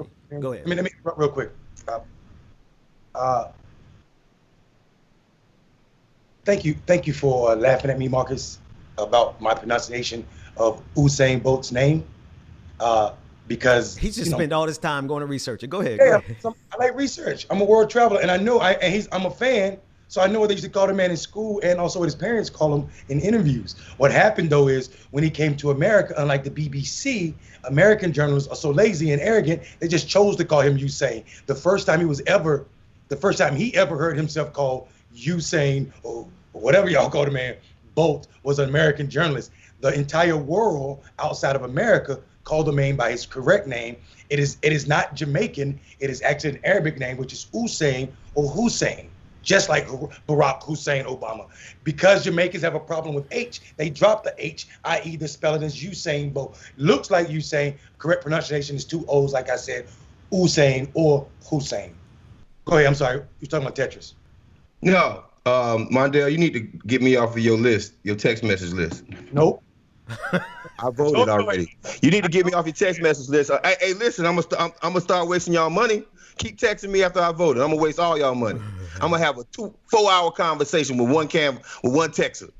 Take all the time up. But here's what you don't know. My people have protocol. So that 4-hour conversation can be by yourself. Take me off your list, please, sir. Just hit voted already, and it'll remove it. I did. All right. I'm still mad this nigga just took all that time. Disconnected from our active conversation. We were having an active ass conversation. Video games, and Marcus can tell you all I know. Goddamn New York Times. The last video game. Listen, he got to be right, man, and that's fine. That's fine. I know Contra. Up, down, A, B. I know that shit. I know Duck Trick on Mario, the first Mario. Finish the code. I wasn't even good. I don't even know it no more, man. Goddamn, Mark, you know how many years ago that was? And if you remember that code, something wrong with you. Up, down, left, right, B, A, select, start. That's a Street Fighter 2 code, ain't it? Kimberly Fraser said. It's a Contra code. Contra, right? Yes, that's Contra for sure. So good morning, gentlemen. Yes, finally caught it live. This is my new favorite morning show. That's from Kimberly Fraser. Oh, you don't know who Kimberly Fraser is? Not right off the top of my head, fam. Well, what's up, Kimberly? Thanks for catching us live. Yeah. And no, I'm not mad right now because Mondale just did that. He does everything like that. He got to be right. It ain't about right. It's about us being right. I like being a nerd. I mean, I like when people correct me. I'm just willing to flow with the conversation, not trying to give you no fake knowledge or anything like that. I tell you what I tell you, and I'm just trying to be the best Marcus I can be. That's all. I just wonder how y'all two like saw each other last night and they ain't like just fight that shit out and then come back this morning to be bread, huh? Ain't nothing to fight out. Ain't nothing to fight out. Ain't nothing to fight out at all. Okay. Yeah. Moving on. You act like the white people. You get nervous when black men scream at each other. That's how we come and say. Get your shit together. Converse, my brother. You've said conversate on this show twice, and that shit cannot tear it. No. Watch out. Now he gonna go dark for 10 minutes to prove his point. Marcus, I'm on your neck this morning. You stole my food last night. That's Tamara. Tamara said, Marcus, I'm on your neck this morning. You stole my food last night. So listen. I'm so glad you said that, Ben. Thanks for coming. You in the correcting business now. You can't listen. I ain't in no correcting business. Yeah, you in the correcting business. You just spent 10 whole minutes trying to correct Hussein versus Hussein. You're not in the correcting business. Stop, bro. You literally corrected me, and you corrected me, and you were wrong in your correction. So I had to prove it. Get the fuck out of here. I didn't correct nobody. Wait. Pause. So you didn't correct me earlier in the show? No. Yeah. Oh. Yeah. Ben. You know what? Hands up. I'm done. He wins. You win everything. But hey, Mondale, you got it. You talking about black theology? Out of here. I'm muting. Just go ahead. Black theology? Oh, wait, Tamara said you took her fried fish last night, man. That's treachery, bro. You can't take somebody's fried. I asked Mondale for that fish. I asked him. He said, "Yeah, go ahead and have a piece." You can't ask me for that woman food. Dog, I said, "Is this yours?" You were like, "Just go ahead and have it." You know what? Listen, I'm not. I want some fish, man. Hey, what kind? Wait. What really matters is what type of fish was it? Because if it was trout, it was a piece of shrimp. Oh, you talk a black woman shrimp? No, Mondale literally pointed at it and said, "Go ahead and have it." No, I didn't. Yes, he did. But you know what? Tamara ain't gonna sit up here and say that part. Tamara, she ain't gonna say that part. Tam, so that's all right. Me and Tamara was conversating. Me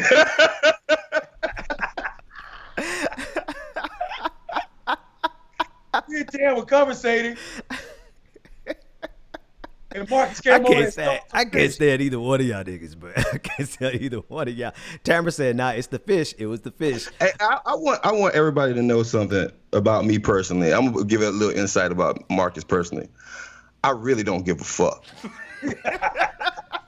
I'm being really serious about this. You don't pay me. You don't run me. I can be quiet on this show and look funky as hell. I can be loud on this show. I do whatever the fuck I want to do. Only thing I gotta do is stay black and pay some taxes. And you know, if I was Trump, I'd probably have the second part down Worse. But y'all don't y'all don't run me, man. Who trying to run you? Who trying to run you? I know you're not talking about us. You saw, was there a comment in the comment section? I just want to point out that that's the freedom of this show. Oh, yeah. And that's the freedom of these conversations, right? That's right. Because a lot of folks were like, and thank you for being concerned. I was just sitting back listening to the vibe of the conversation earlier, trying to get in where I fit in. But let me tell you, okay, since we talk about what y'all clowns ain't gonna have me doing on here is trying to, have me out here trying to keep the conversation going, trying to fill in the dead space. I'm out here trying to moderate, and y'all two back in the cut, ready to throw. No, I got quiet, and the reason why is because it's like I'm gonna tell you, we're gonna have the open conversation as family. Then, like, we are allowed to disagree about things, facts, right?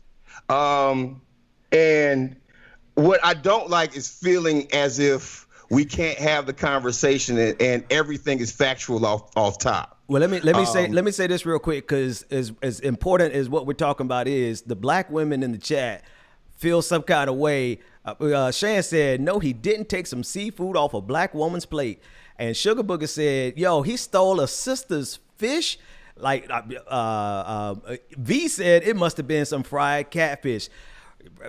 Black women's seafood is a dangerous thing. What is it about black women and seafood? Listen, I'm gonna tell you something. Don't believe the hype. And I know what happened because I didn't drink as much as everybody else around me was drinking. Let me tell you something. Wow. I looked at Mondale dead in the eyes and I said, "Hey man, I'm out of here.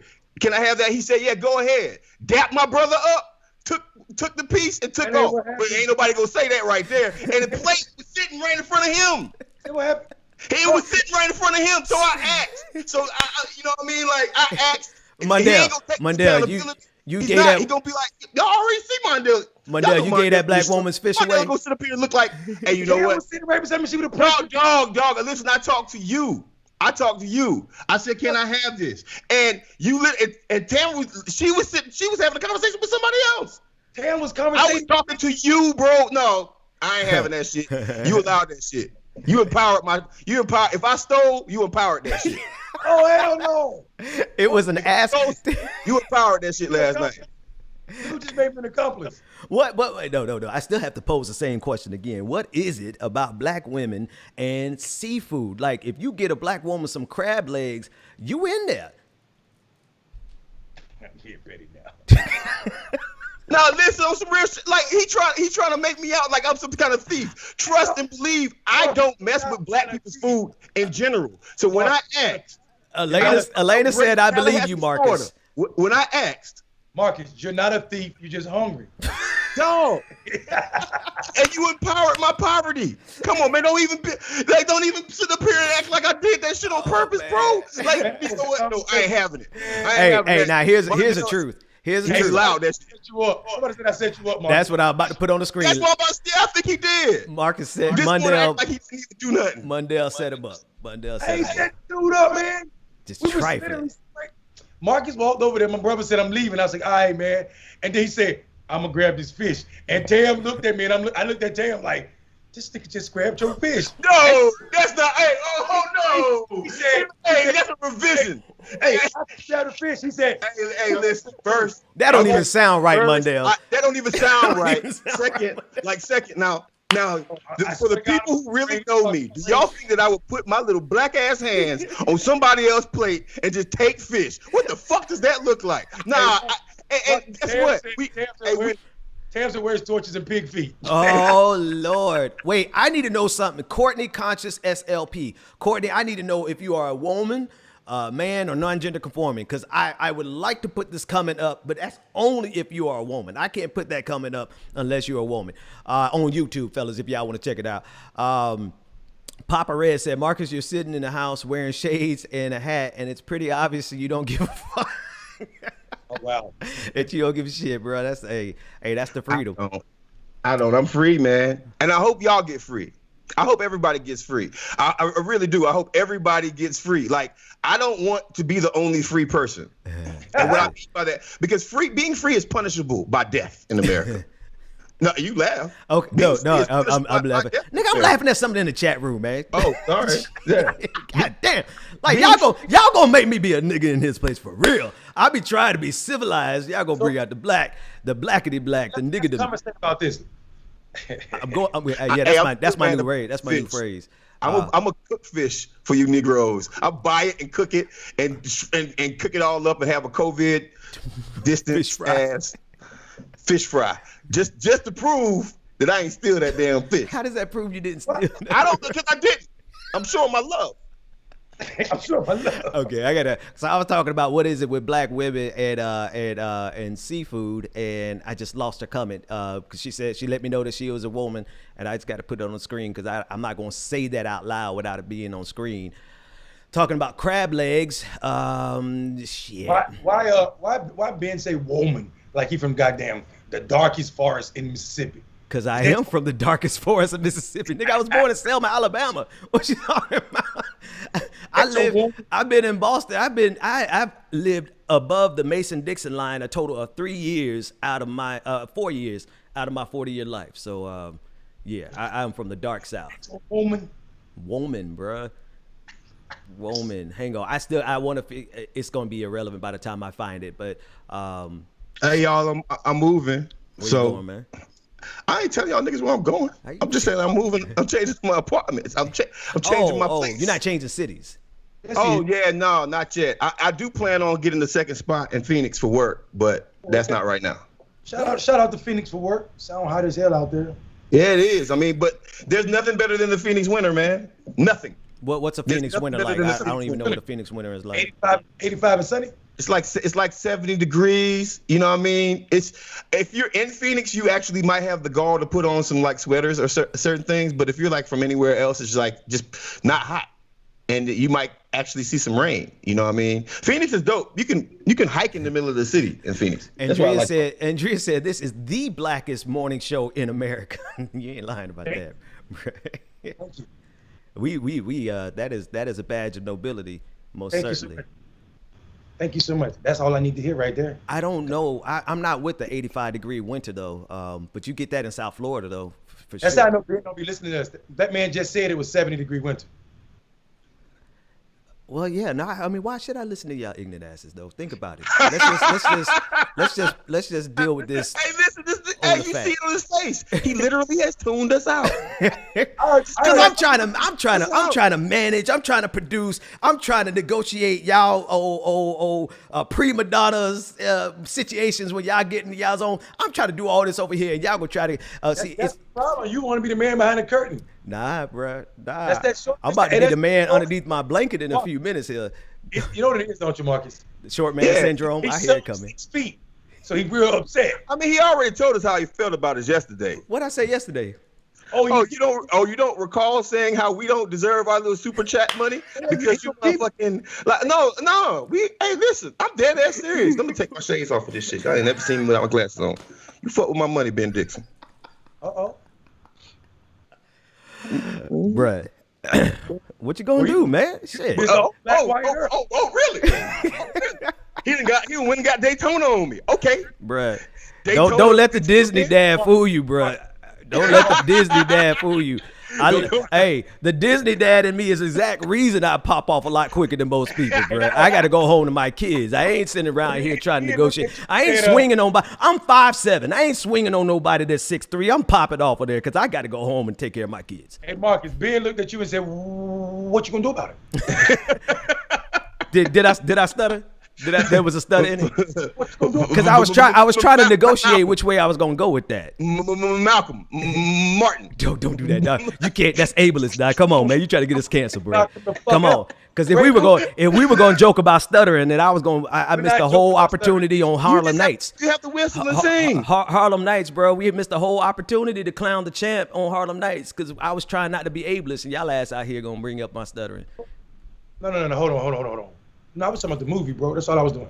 Yeah, you were talking about the movie. I am scrolling through trying to find what's her name's coming, but it's gone. I'm Ben Dixon, and I have to sing out my words to make sure that I can say the sentence right. Tamara Allen said, "I prefer blue crabs over." I honestly didn't even hear what you said. I got you, Tamara. Sometimes I ain't gonna lie. Sometimes I just be laughing to make sure you ain't laughing by yourself, Marcus. I don't want to be leaving you out there. So sometimes. Tamara, I got you. I'm about them crab legs because I wanted to be very clear that my brother He called himself my brother, but he set me up, and now he got his. Damn, I ain't set you up. You man. set me up, dog. Marcus. You looked me dead in my eyes and said you can have that. Thank and you. Now you got Back in the topics. Back in the topics on YouTube said, Ben ain't thinking about that money. Thank you, son. Now, if you had caught me a year ago this month, I would have been like, hey, fellas, can I keep this money until next month and then I get it back to you? I don't care about that money, man. In 5 months, Ben took on all the characteristics of his old partner. Come on, man. Marcus. That's how long it take? Marcus, that's all it takes, man. That's all it takes? Y'all try to listen.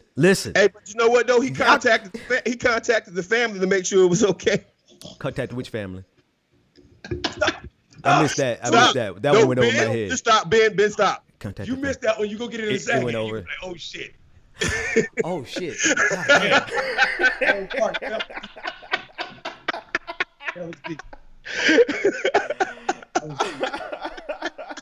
Oh my God.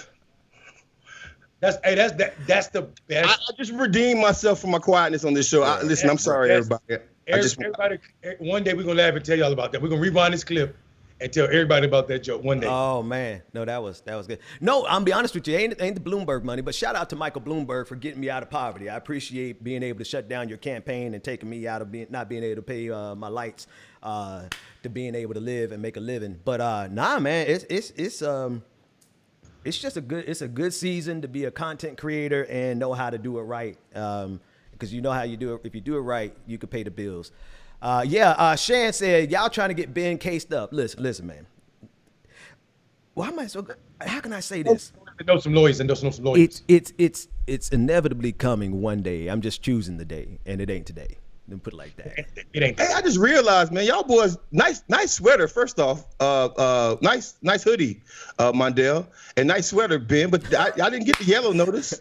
I didn't either. It just I could have dropped my yellow today. Marcus, we figured you were yellow, so we just joined in the crowd. God damn. We just trying to we trying to blend in with that was low, Mondale. That was very low.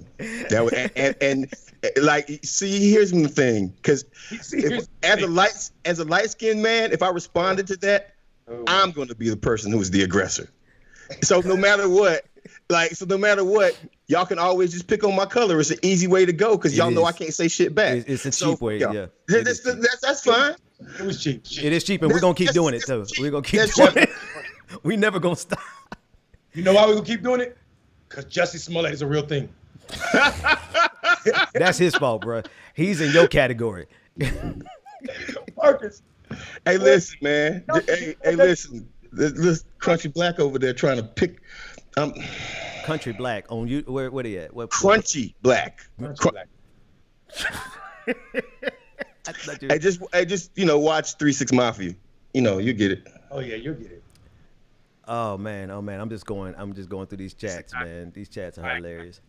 We have redeemed ourselves for being 30 minutes late today. Damn, no, we were about an hour late today, and the first half hour was on me. Straight up, that was all my fault. I take that one, man. We ain't taking all y'all money, not invested back in our show. The second half hour, it was on y'all technology being crappy. You buying these nice yellow sweaters and not investing in the technology. Bro. Look, man, that only took me 5 months to pick up those traits, man. So hey, it's all. Marcus. Elena said this on YouTube. She said, "You're right, Marcus. It's like fat. Oh, it moved away. It's like fat people can pick on skinny people, but not vice versa." That's right. That's right. I can't say nothing about y'all colorism. And by the way, America, I love all tones, but Ben and Mondale, they don't like all skin tones, but I do. Here we go. So understand something. When they're on here talking about colors, they're talking about your family members and they're talking about your friends, and they might even be talking about you, but I would never do you like that. I love you. I love all the whole of the trap spectrum, squad. all blackness. Every shade of you guys, but Ben and Mondale, they don't like y'all. They make little cheap petty shots at my skin tone just because my mental is more black than theirs. But my skin tone doesn't match that. So they think that they could just dog me out. But that's all right. That's all right, because I love every shade. White, black, brown, yellow. It doesn't matter. Y'all can be red, green, whatever. I'm full of love. They're full of hate. That's why I should be your favorite person on Clickbaity Politics. You love Blue Lies too? Say that again, man. You love Blue Lies too? No, he said every shade of black. I ain't gonna let you throw that one out there on him. He said white, black, green, yellow.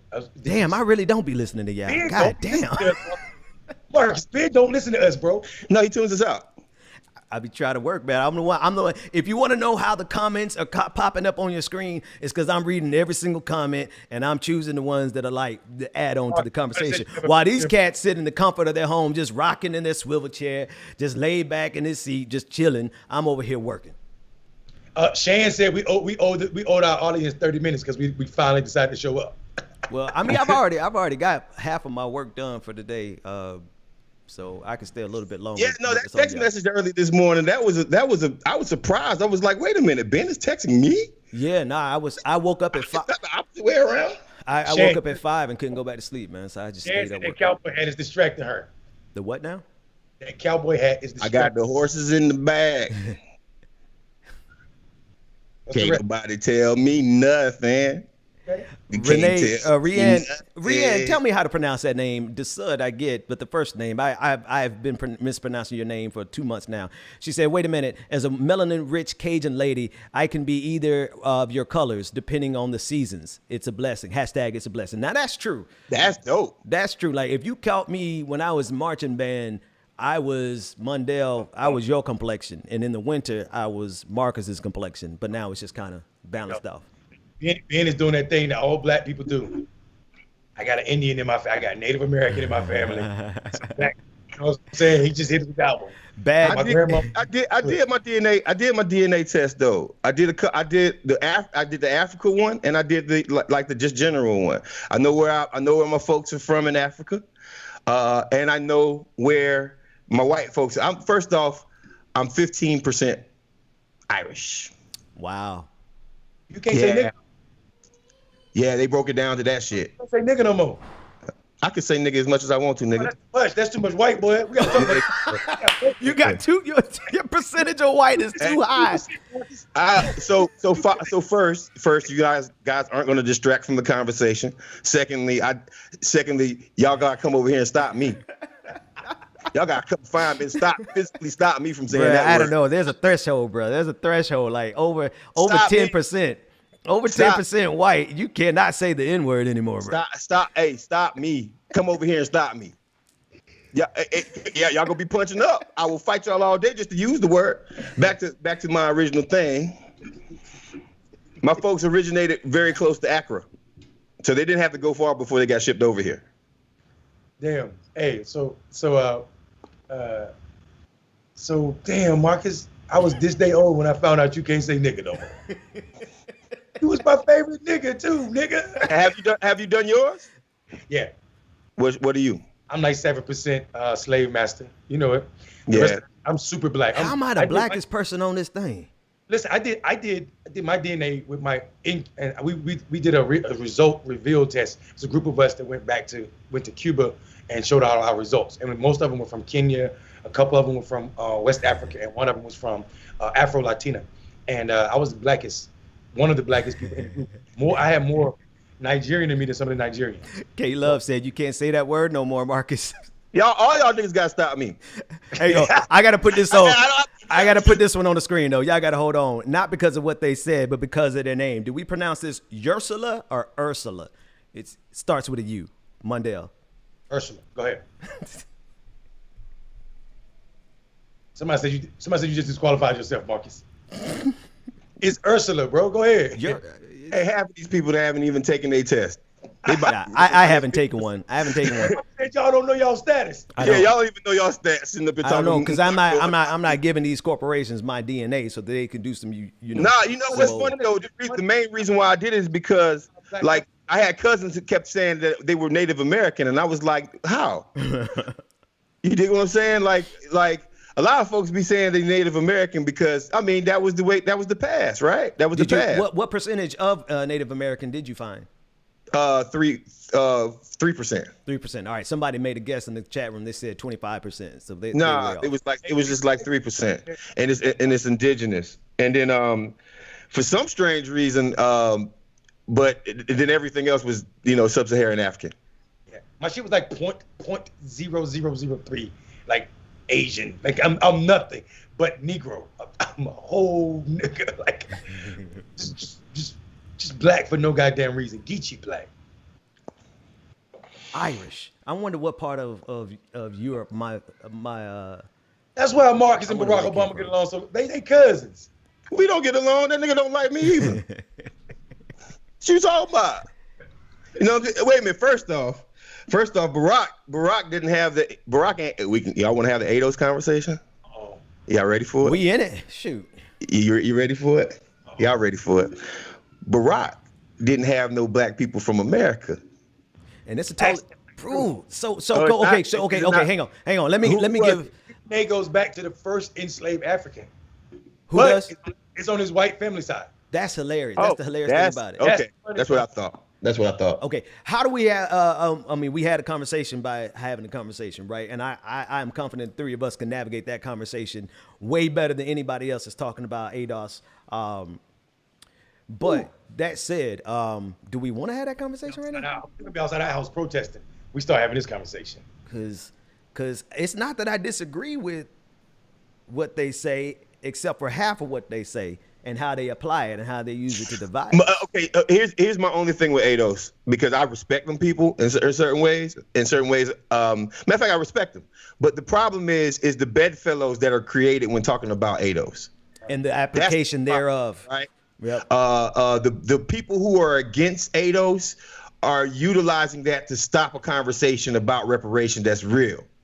And that's my problem with the people who don't like ADOS, is because it makes strange. Like, yes, ADOS is not as nuanced as they possibly should be. But that's on purpose, though. That's on purpose, though. Yeah, but on the same token, the people who are against it, like, whenever you have a moderate Democrat and a far, the people who are against it are the most problematic for me, right? Is because they utilize ADOS as a way to not actually have a conversation about reparations in America. And that's my problem with it, man. It's like, because what the brothers and sisters of ADOS say, I don't be disagreeing with much of it. Mundell cut his light off. Now we can't see his ass. My camera must have died. Can you hear me still? Yeah, we can hear you, man. We can. God damn, I gotta use this broke ass. And I'm looking in the chat room. ADOS is more than just, and that's American descendants of slavery, which I'm obviously one, no matter what the Negro say. Yeah. But, here's the thing. Here's what happened. I just want to make sure we to finish my last thing. And ADOS is more than the Tariq Nasheed. Oh, it was yeah. Yeah, like so. Oh yeah. Yeah, I mean, like people I respect, like Yvette. Antonio and Tone, yeah. And Tone, like I respect those. I respect them too. They know how to. They talk that talk, and they I respect them. Yo. Finish it up. Yo, Marcus, hold on a second. What's up? Damn, I gotta cut on this. I'm sorry, I gotta cut on this cheap camera. I know Ben's gonna start cursing about that. Nah, we at the end, man. My camera died. Listen, yo, check this out. Sorry, I'm using this cheap camera, fan. Hey, Portal. Hey, I just want to make sure, Portal, you black, right? Hold on. I just want to make sure. Listen, y'all remember, Marcus, we've been having this conversation all year. We've been having it since we've been on the show. I said this year, literally to a fucking T, that we were going to have 1908 level turnouts. Did you see the new article from Huffington Post? No, I didn't. We've been on the show this morning. Drop the link in the chat room in our text message. Yo, this is why y'all should continue to tune in and share our show, because when the world gets where we at, we've already moved past that. We 5 months past this story, and it's breaking news in Huffington Post. Wow! Send it to me real quick, man. Yeah, I think Patrice, I see you. Patrice on Facebook said, I struggle with some of the anti-immigrant views that some ADOS folks express. Yeah, that's a definite, critique of them that should be, talked about. But like, I am also going to say this right here, because I don't necessarily agree with that, but there has to be something to be said about being a descendant of American slavery in America. Yeah. That's a thing. But I think that these things get just conflated by the folks who are arguing against it, and just the bedfellows, because we literally use ADOS as a way to stop talking about reparations, and that's a problem. Wow. Wow. Yeah, no, we could actually. I don't know if we have enough time to have that conversation, because I don't think we disagree, but I think that there's I think we disagree maybe like 5% here.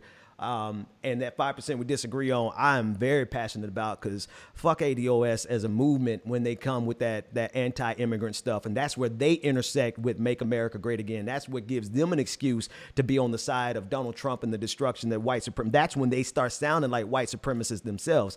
And that's where, that's one way Tariq Nasheed pivots and takes a whole swath of black people over into Donald Trump's camp, because they align more with the anti-immigrant sentiment of Make America Great Again than they do actually fighting on behalf of reparations. They fight against immigration more than they fight on behalf of God damn it, reparations. My brain is shutting down because we've been here so long. And but they blame the problems of Black Americans, African Americans, on immigration. On immigration, right? Instead of white supremacy. Right. Instead of focusing on white supremacy. Now, where we agree 100% is there is something to be said about being a descendant of enslaved people in this country. Because when we talk about our home, the fact of the matter is we've been in here, we've been in America. Our blood go back way back further in America than most white people who be telling us to go back to Africa. That's right. That's right. I mean, I think that analysis is perfect. I think what I'm tired of, I can't front, is the arguments about the cult of personalities that come along with the people who are talking about these things, right? I'm tired of ostracizing black people. Ben, I know you don't give a fuck because you're gonna say whatever's on your mind. Yeah. But I'm tired of ostracizing black people for the way that folks view themselves. No matter how problematic they are, we make some black folks bigger enemies than the white folks who are doing the oppression. Wow. Yeah, but when I have a serious problem when that black person aligns with the oppressor. Like when you align with it's like Candace Owens. Like, I got nothing good to say about her and her raggedy edges, right? I got nothing good to say about Tariq Nasheed and his funky ass, breath ass, country Bama ass, former pimp ass, ignorant ass ways that's destructive to the black community, because he aligns this pseudo wokeness with white supremacy. So do I have more hate for them than white supremacy itself? No, but I got a special lane of hate that's reserved for coons, bro. Coons get a certain level. That's actually an interesting viewpoint, man. Like, do I have the same amount of hate for black people who do the white folks' work over white folks who actually create the negativity? And I think my response to that right now, at least, is maybe I take back what I said, because I hate the motherfuckers who look like us that's more damaged.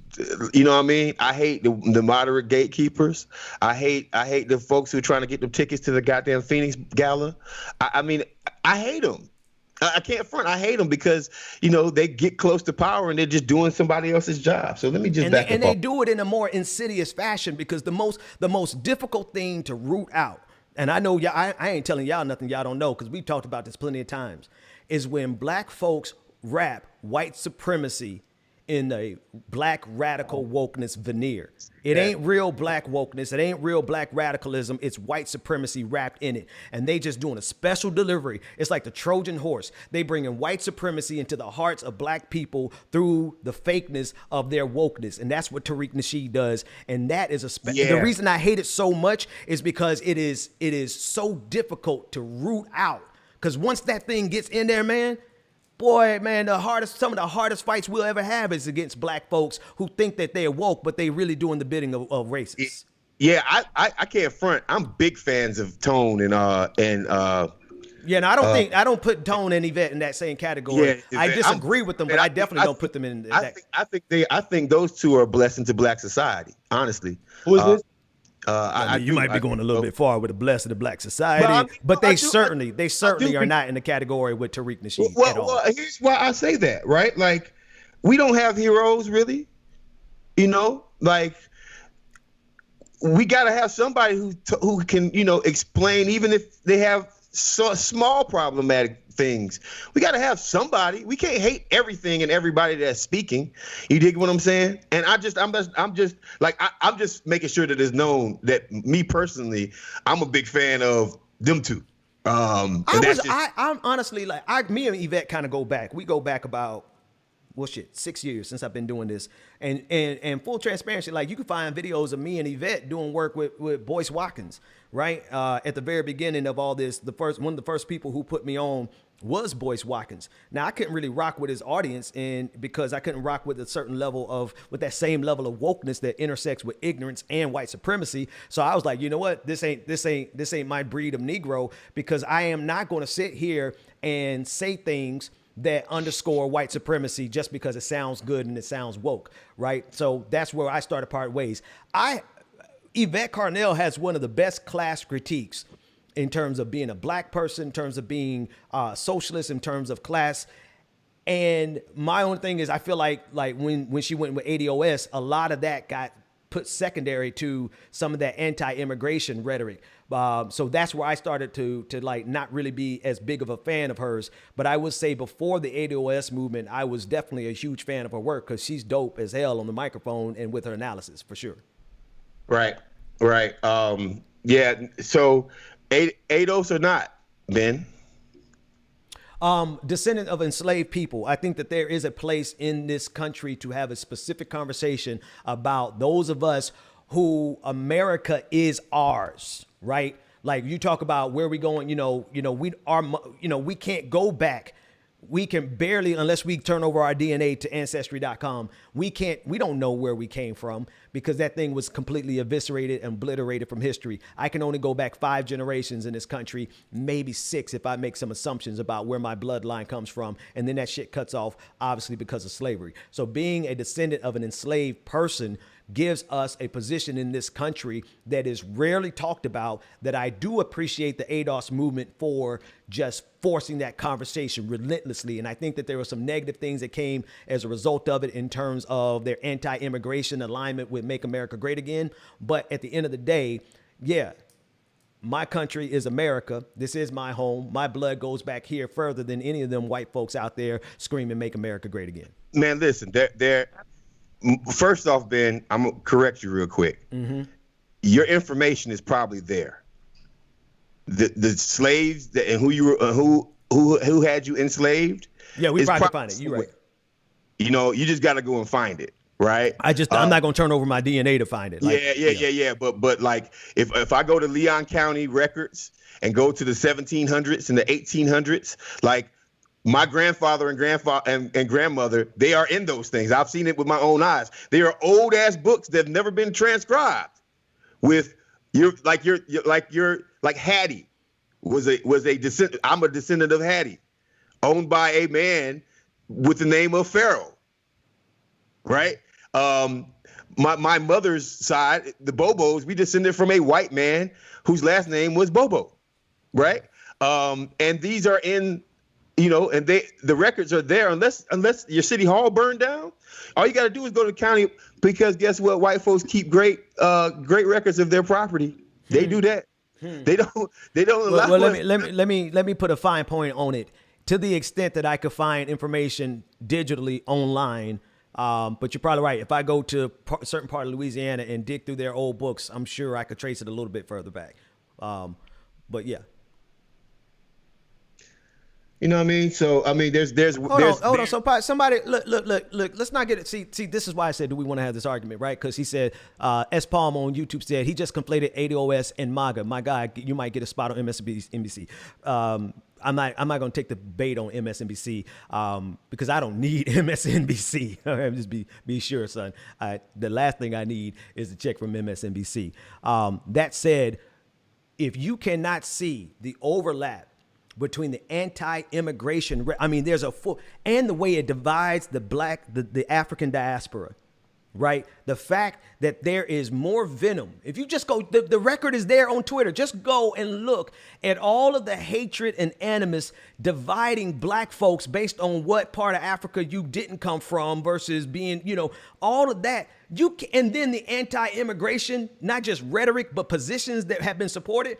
And everything cannot be attributed to ADOS as an organization, but it certainly can be attributed to the ADOS community. And if you can't see that, then you're not engaging in good faith, my friend. Hey, I'm gonna back up real quick. Let me tell you something. Yeah, I said I got to do this ancestry thing again. Yeah, I have 15% of white blood in me, but Jonathan Farrell was shot and killed, and that was my first cousin. He was black. I've been arrested because I was black. I've been putting back cop cars because I'm black. I've had my ass whipped because I was black. Ain't nobody, was somebody trying you on with that for real? Bro, I'm just saying for all these. Who trying you? Like, as soon as I give y'all a little information, y'all want to go. Let me tell you something. I'm black as you are. Real talk. Real talk. But who said that so we could all get them? Everybody to test me on that. That's all I'm gonna say. I'm gonna leave it alone. Like, come see me. If you got a problem with my blackness, come see me. If you think I'm white, well, come see me. And I'm not even trying to talk. Come see me. You found out about my blackness. Who you talking to, bro? You found out about my blackness, and I'm just gonna look you in your face and say that. We can go back to ADOS now. Bro, I'm just checking. We want to know who you talking about. No, that's all right. I don't need no backup. Let's check. I'm just checking the room real quick. Who is it? Marcus said, "You know who I'm talking to. You know what I'm talking about. You know exactly who you are." That's all. We can keep it moving. That black people. I'm a fan of ADOS. Right? I consider myself an ADOS person. So I just don't agree with the immigration part. That's it. Yeah. So here's what I'm a fan of. If you read that, I agree. Go ahead. I'm a fan of not the ADOS movement. I'm a fan of the idea that America owes the descendants of her slavery money. Facts. And the folk that consider themselves black. So the brother, like I say this every day when we talk about reparations. The brother Darity from Duke, the economist, he already laid out a plan on who should qualify for reparations from this country. And you can't just be someone who just started calling yourself black when you heard about this conversation that it might be reparations. You have to have track records where you fill out forms and you circle black on those documents, right? And also you have to have that lineage. So I agree with that 100%. So yeah. So hey, Mondale, that's beautiful. I mean, think about it. College application, right? We're older, right? But we probably filled out college applications more than 10 years ago, right? Yep. I didn't put white down. I didn't put white down, right? On my taxes, right? Anywhere that they say is black, it's not necessarily an advantage to have a name like Marcus or whatever, or Mondale or Benjamin, even though they all could be translated to white names, right? Yeah, Benjamin. And it's still put black, you're black now, right? Nobody really wants to be black. That's a new thing. You know what I mean? We just telling the truth on the application. So if we get back from putting down, I was black over 10 years ago on the application, yeah, that makes sense. I've been doing it my whole life. You know what I mean? Let me read this other super chat because I don't know if I understand it yet. The conclusion, this is from Bellogino on YouTube, said the conclusion that children of black immigrants born in the U.S. are immigrants. Roland Martin / Angela Rye, I think those arguments they must have made. But children of white immigrants are like Trump, are accepted as Americans in their eyes. I don't know if that's a statement or a question, but it's a super chat, so I wanted to put it on the screen. What are you saying? I'm going to read it one more time. The conclusion that children of black immigrants born in the U.S. are immigrants, but children of white immigrants like Trump are accepted as Americans in their eyes. I'm not sure if I understand what they're trying to say here. I'm not trying to clown you. Just the way you wrote it wasn't clear. I think they're saying that black people suffer uniquely, and that is a fact. Like, we know that there's suffering associated with blackness. I hear that. Black immigrants born in the U.S. Okay. So, but that person is looking for a utopia that don't exist for black people in general. We were here. What Ben just said, what Marcus just said is our blood goes back further than some white people, and we're still looked at as other. So you're always gonna be something other, and you guys gotta grasp that. Right? You're never going to not be an immigrant if you're black in this country. Period. That's just the American way. Trina B says ADOS is a descriptor for a lineage. As far as immigration, Cubans vote conservative all the time, but get no backlash. Why? I mean, they get plenty of backlash from me. I don't give a damn where they from. Like, your bullshit politics is bullshit politics, regardless of where you born. You don't get no cover from me. I don't care if you black. I don't care if you black, woman. I don't care what your identity is. Bullshit politics get got all the time. Jonathan Tipton Meyer says, morning, guys. This is the conversation progressives are not having and don't want to. Even good faith folks want to hide behind class reductionism. I don't disagree. And actually, I don't think that they're in good faith. No, it's an intentional ignoring of this conversation, because I mean, first you have to have a certain amount of knowledge. No, actually, first, just like an alcoholic, you have to admit that you got a problem. You have to admit that you have a problem. Yep. And America hasn't gone through AA yet.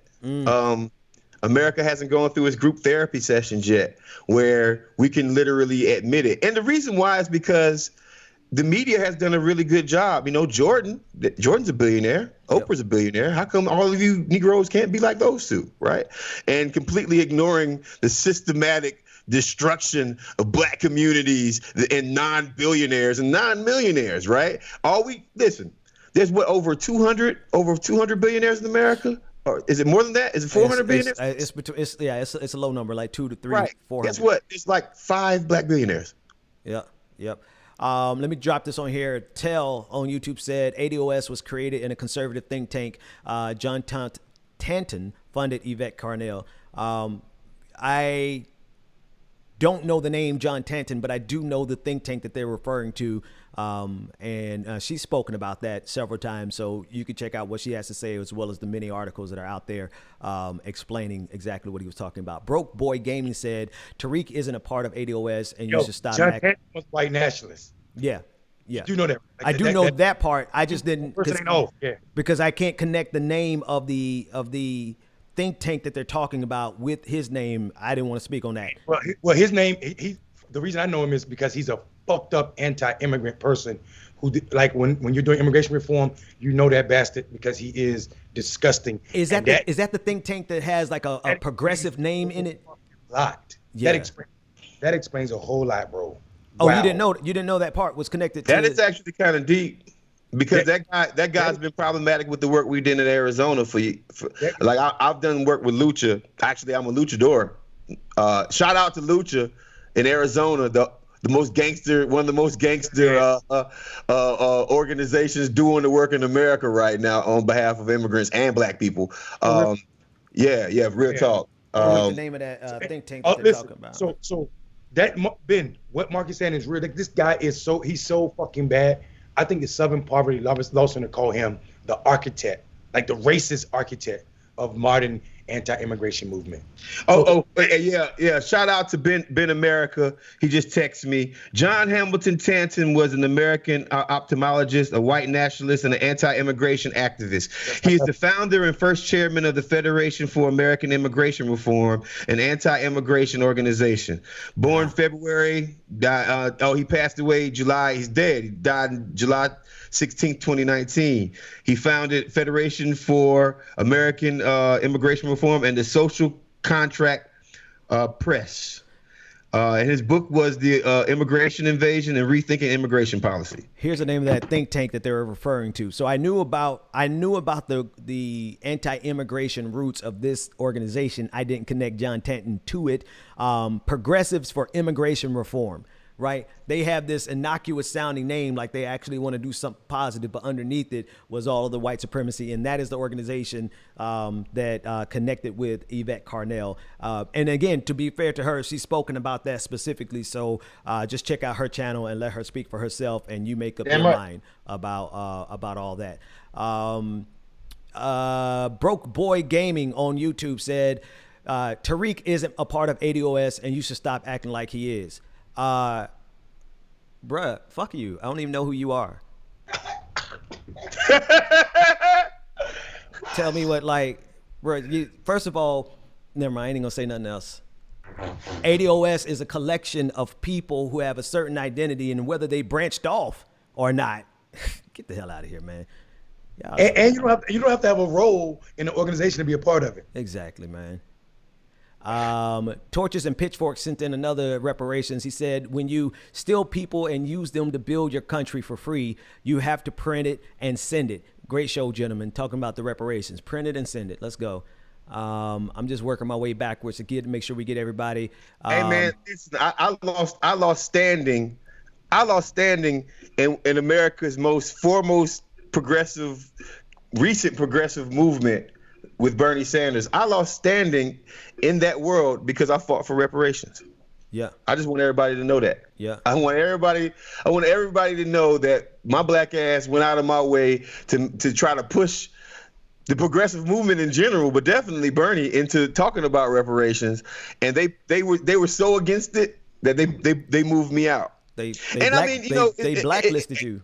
Yeah, they blacklisted me and added on flavor to that. And that's why I like this show, because I can talk shit and fuck them. Like, but added on to that, I tried to push them to talk reparations, and this was for them to actually make leeway in the black community. It wasn't because I wanted to change Bernie's mind about shit. Right. It was political strategy. Like, they miss it. They trying to push strategy in that world, just so so we can out angle all of them, Hillary Clinton in the black community, and win by something that's damn near easy, by just bringing up reparations, Bernie. Like, that's all we got to do. Like, you wanna really say who's about the black community in 2016? Say, I believe in reparations in South Carolina somewhere. Right. Literally to the descendants of the first black people. Well, some of the earliest black people in America. So it's ridiculous, brother. The way they lost on moral grounds, because it's the moral thing. Run us the money you owe us, because of all the things that have been outlined from plenty of scholars and historians showing the direct connections of what people are going, black people, descendants of enslaved people, are going through today in slavery. So on the moral argument, Bernie's team lost. And on the common sense political argument, they fucking lost. And I don't mean to bring this up every day, because it's not Bash Bernie Day. I think still Bernie's was one of the most viable options for president. But what I'm saying is our dedication to this work has lost us money. Yeah. And lost us. Oh, but let me tell you how good God is. He's starting to restore what the cankerworm stole from me, bro. He's bringing it back. All the money we lost doing the right thing, right? Everybody on this show right now has lost stacks upon stacks upon stacks. I mean, hundreds of stacks, probably thousands of stacks. I had to go see a goddamn therapist because of the blacklisting I got just for pushing reparations as the black outreach director in that campaign, right? And I mean, it ain't like I could have gone over to Hillary and been like, Hillary, reparations. She would have been like, what's that? And let's keep it real, right? Remember how this Bernie ain't learned his lesson, because remember how they use reparations as if the Democratic Party was about that life in 2020, and Bernie was still like, well, no, we're not going to talk about reparations. And then as soon as they got rid of Bernie, not damn person mentioned reparations ever again. Have you seen a single politician or Democratic operative mention reparations? Wait, we talking 2016 or 2020? 2020 at this point. We jumped to 2020. It was all the rave. Let's not give Bernie that credit. Let's give that credit to the twin. That's the twin conversation. That's what I'm saying. But have you even heard them start? Have you, as much as y'all like them, have y'all heard it since the primary's been over? In the national conversation that it was, because at the beginning of the primaries, it was all about these folks who are pro-reparations, and Bernie's not pro-reparations. And then they got rid of Bernie, and all of a sudden, nobody was talking about reparations. Yeah, no, that's definitely the case, Ben. They stopped because they already got the black vote. Because they got what they needed. And if they had listened to you in 2016, like I ain't saying this to blow smoke up the ass. If they had listened, because if we're gonna do an accurate post-mortem about how people lost, how progressives lost, then you can't talk about it without talking about reparations and South Carolina and the black vote. You know what's funny is, to all of our viewers, we bring this up a lot, but that's because we're real progressives. And sometimes a good post-mortem is a great way to find out how you actually got to your current place. right? Real quick, Monty Koshire, we're talking about the Castro twins, Julian and what's the other brother name?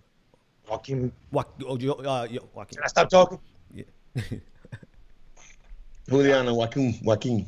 Yeah, I know I'd be phonetically correct. Motherfuckers be trying to laugh at me and shit. Bro, you the one up here correcting everybody with the etymology of a word and the original root coming back from the Greek. Expensive ass sweaters and shades and shit over there, looking like money. Hey, hold on, him downstairs. Teach a man to fish. Take a man to fish. He'll steal yours. Hey. Hey, Marcus, if you don't teach man, wait a minute. Hey, this thing never gonna go because this boy triggering me right now. Real talk. No. Fuck that. Hey, where you at today? You still in Atlanta? No. We can solve this shit today. I'm buying y'all fish today. No.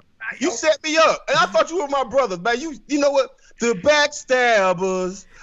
Smile in your face. Smile in your face. All the time they want to put fish in your face. The backstabbers. Hey, Marcus. Yeah. That's biblical, bro. Listen, that's biblical. Teach a man to fish or he will steal your shit. Hey, Coleman Curtis on Facebook said, hey, Mondale ain't letting that shit go, bro. Listen. He set me up. He said, Marcus, he set me up. Because of the way I want to give a summary of this. Trap Squad. See, I knew y'all were on my side. I knew y'all liked me more than they liked. Because the Trap Squad were the ones who actually figured it all out. It was a setup. Marcus, damn, all she cared about is a fish, man. Hey, I still run me my fish. Run me my fish. Big ass, hey, Ben, I'm sitting down in the corner, nervous as hell. I just see a big ass 6'4" finger just reach across the table, like. See, that's the garbage. My girl, I felt so pumped. Hey, you know how you about to leave a spot and you see somebody in the cut. I pointed, I was like, yeah, what's up? Hey man, I'm out. Hey, and let me give some love real quick. I was like, hey man, let me get a piece. He said, yeah, go ahead. Man, it was more like the Hey, hold on. I go to get it. What fish? Right, but before don't lose your thought. Don't lose your thought. But I want to switch my argument. Not even my argument. I just want to pivot because I gave ADOS so much hell this morning. I want to give love to anybody who is ADOS, who's like S Palm on YouTube saying we popping now and we love immigrants too. So as long as look, fam, if you have solidarity with all marginalized people, then hell yeah. I love that. We rock with you. Solidarity with all marginalized people. But now back to this fish that you stole, Marcus. Yeah. Okay, you know what? Fuck it. I stole the fish. I told you, Debo. Nigga, Debo. Curtis said you pulled a Debo. Fuck it. I took it. You know what? I took it. I just literally. I also roughed up your girl on the way there. Like, shut up. Give me that fish. And then I looked at Mondale in the face and I was like, listen. You don't give me this goddamn fish. I'm big. Listen. I was with you. I was with you until you said, because I'm not coming against you, Marcus. I'm just fearing for your life because you made it sound like because I didn't do that shit. So I know you didn't, but he's being cute right now, and he's manipulating all you motherfuckers. I told you. Right See, now. I knew it. I'm a victim bro, here. I knew it. America. Pay attention, Marcus. She about to come through the screen like the Ring. Tamara about to climb through your camera right now, like the Ringu, like the movie. And she about to come get your ass, bro. All the shit she don't forget to say. All she said is wait. She said, wait. What happened? Yeah, I know, right? No, listen. When y'all going back to where y'all came from, man, y'all need to go. Honestly, y'all need to get out of Georgia, man. Close out, Mark. Close it out. Yeah, we need to go keep making our other money so we can be free men and do this. 10% after I get my fish. Marcus, get the last word. Let's go. Hey, check this out, America. Y'all, wait. Y'all trying to sneak up on 3 hours, man. Hold on. Yeah, we are not doing 3 hours a day on this show until we getting a check. All right. I mean, you got to bring. Listen, you guys got to bring. If y'all want that, y'all got to bring at least 3 people. Everybody watching has to bring at least 3 people.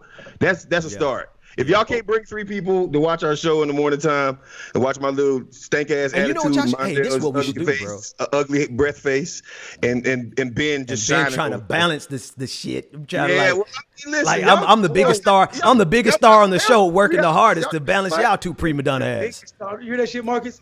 He's the What? biggest star on the show. Trying to balance y'all prima donna asses. How I'm the biggest name on the show. I'm the draw. I'm the reason people here in the first place, and I got to balance y'all stardom. Y'all.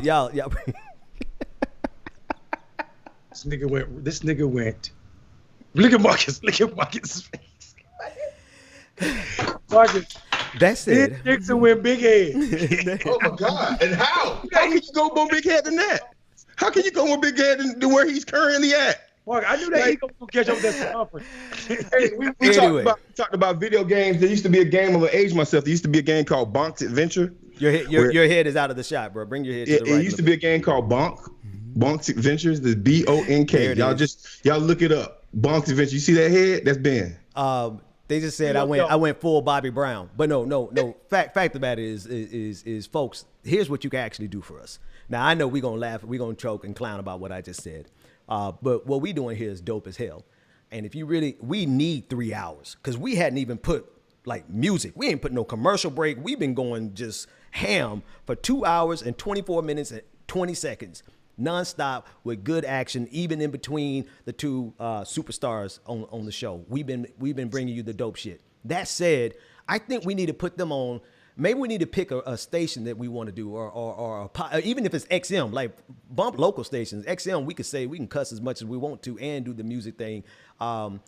We gonna find out where we want to land, and then we're gonna put all of y'all, all 800 of y'all who are still with us, on the phones to just call them on a regular basis every day until they get us on a station where we can do this 3 hours a day.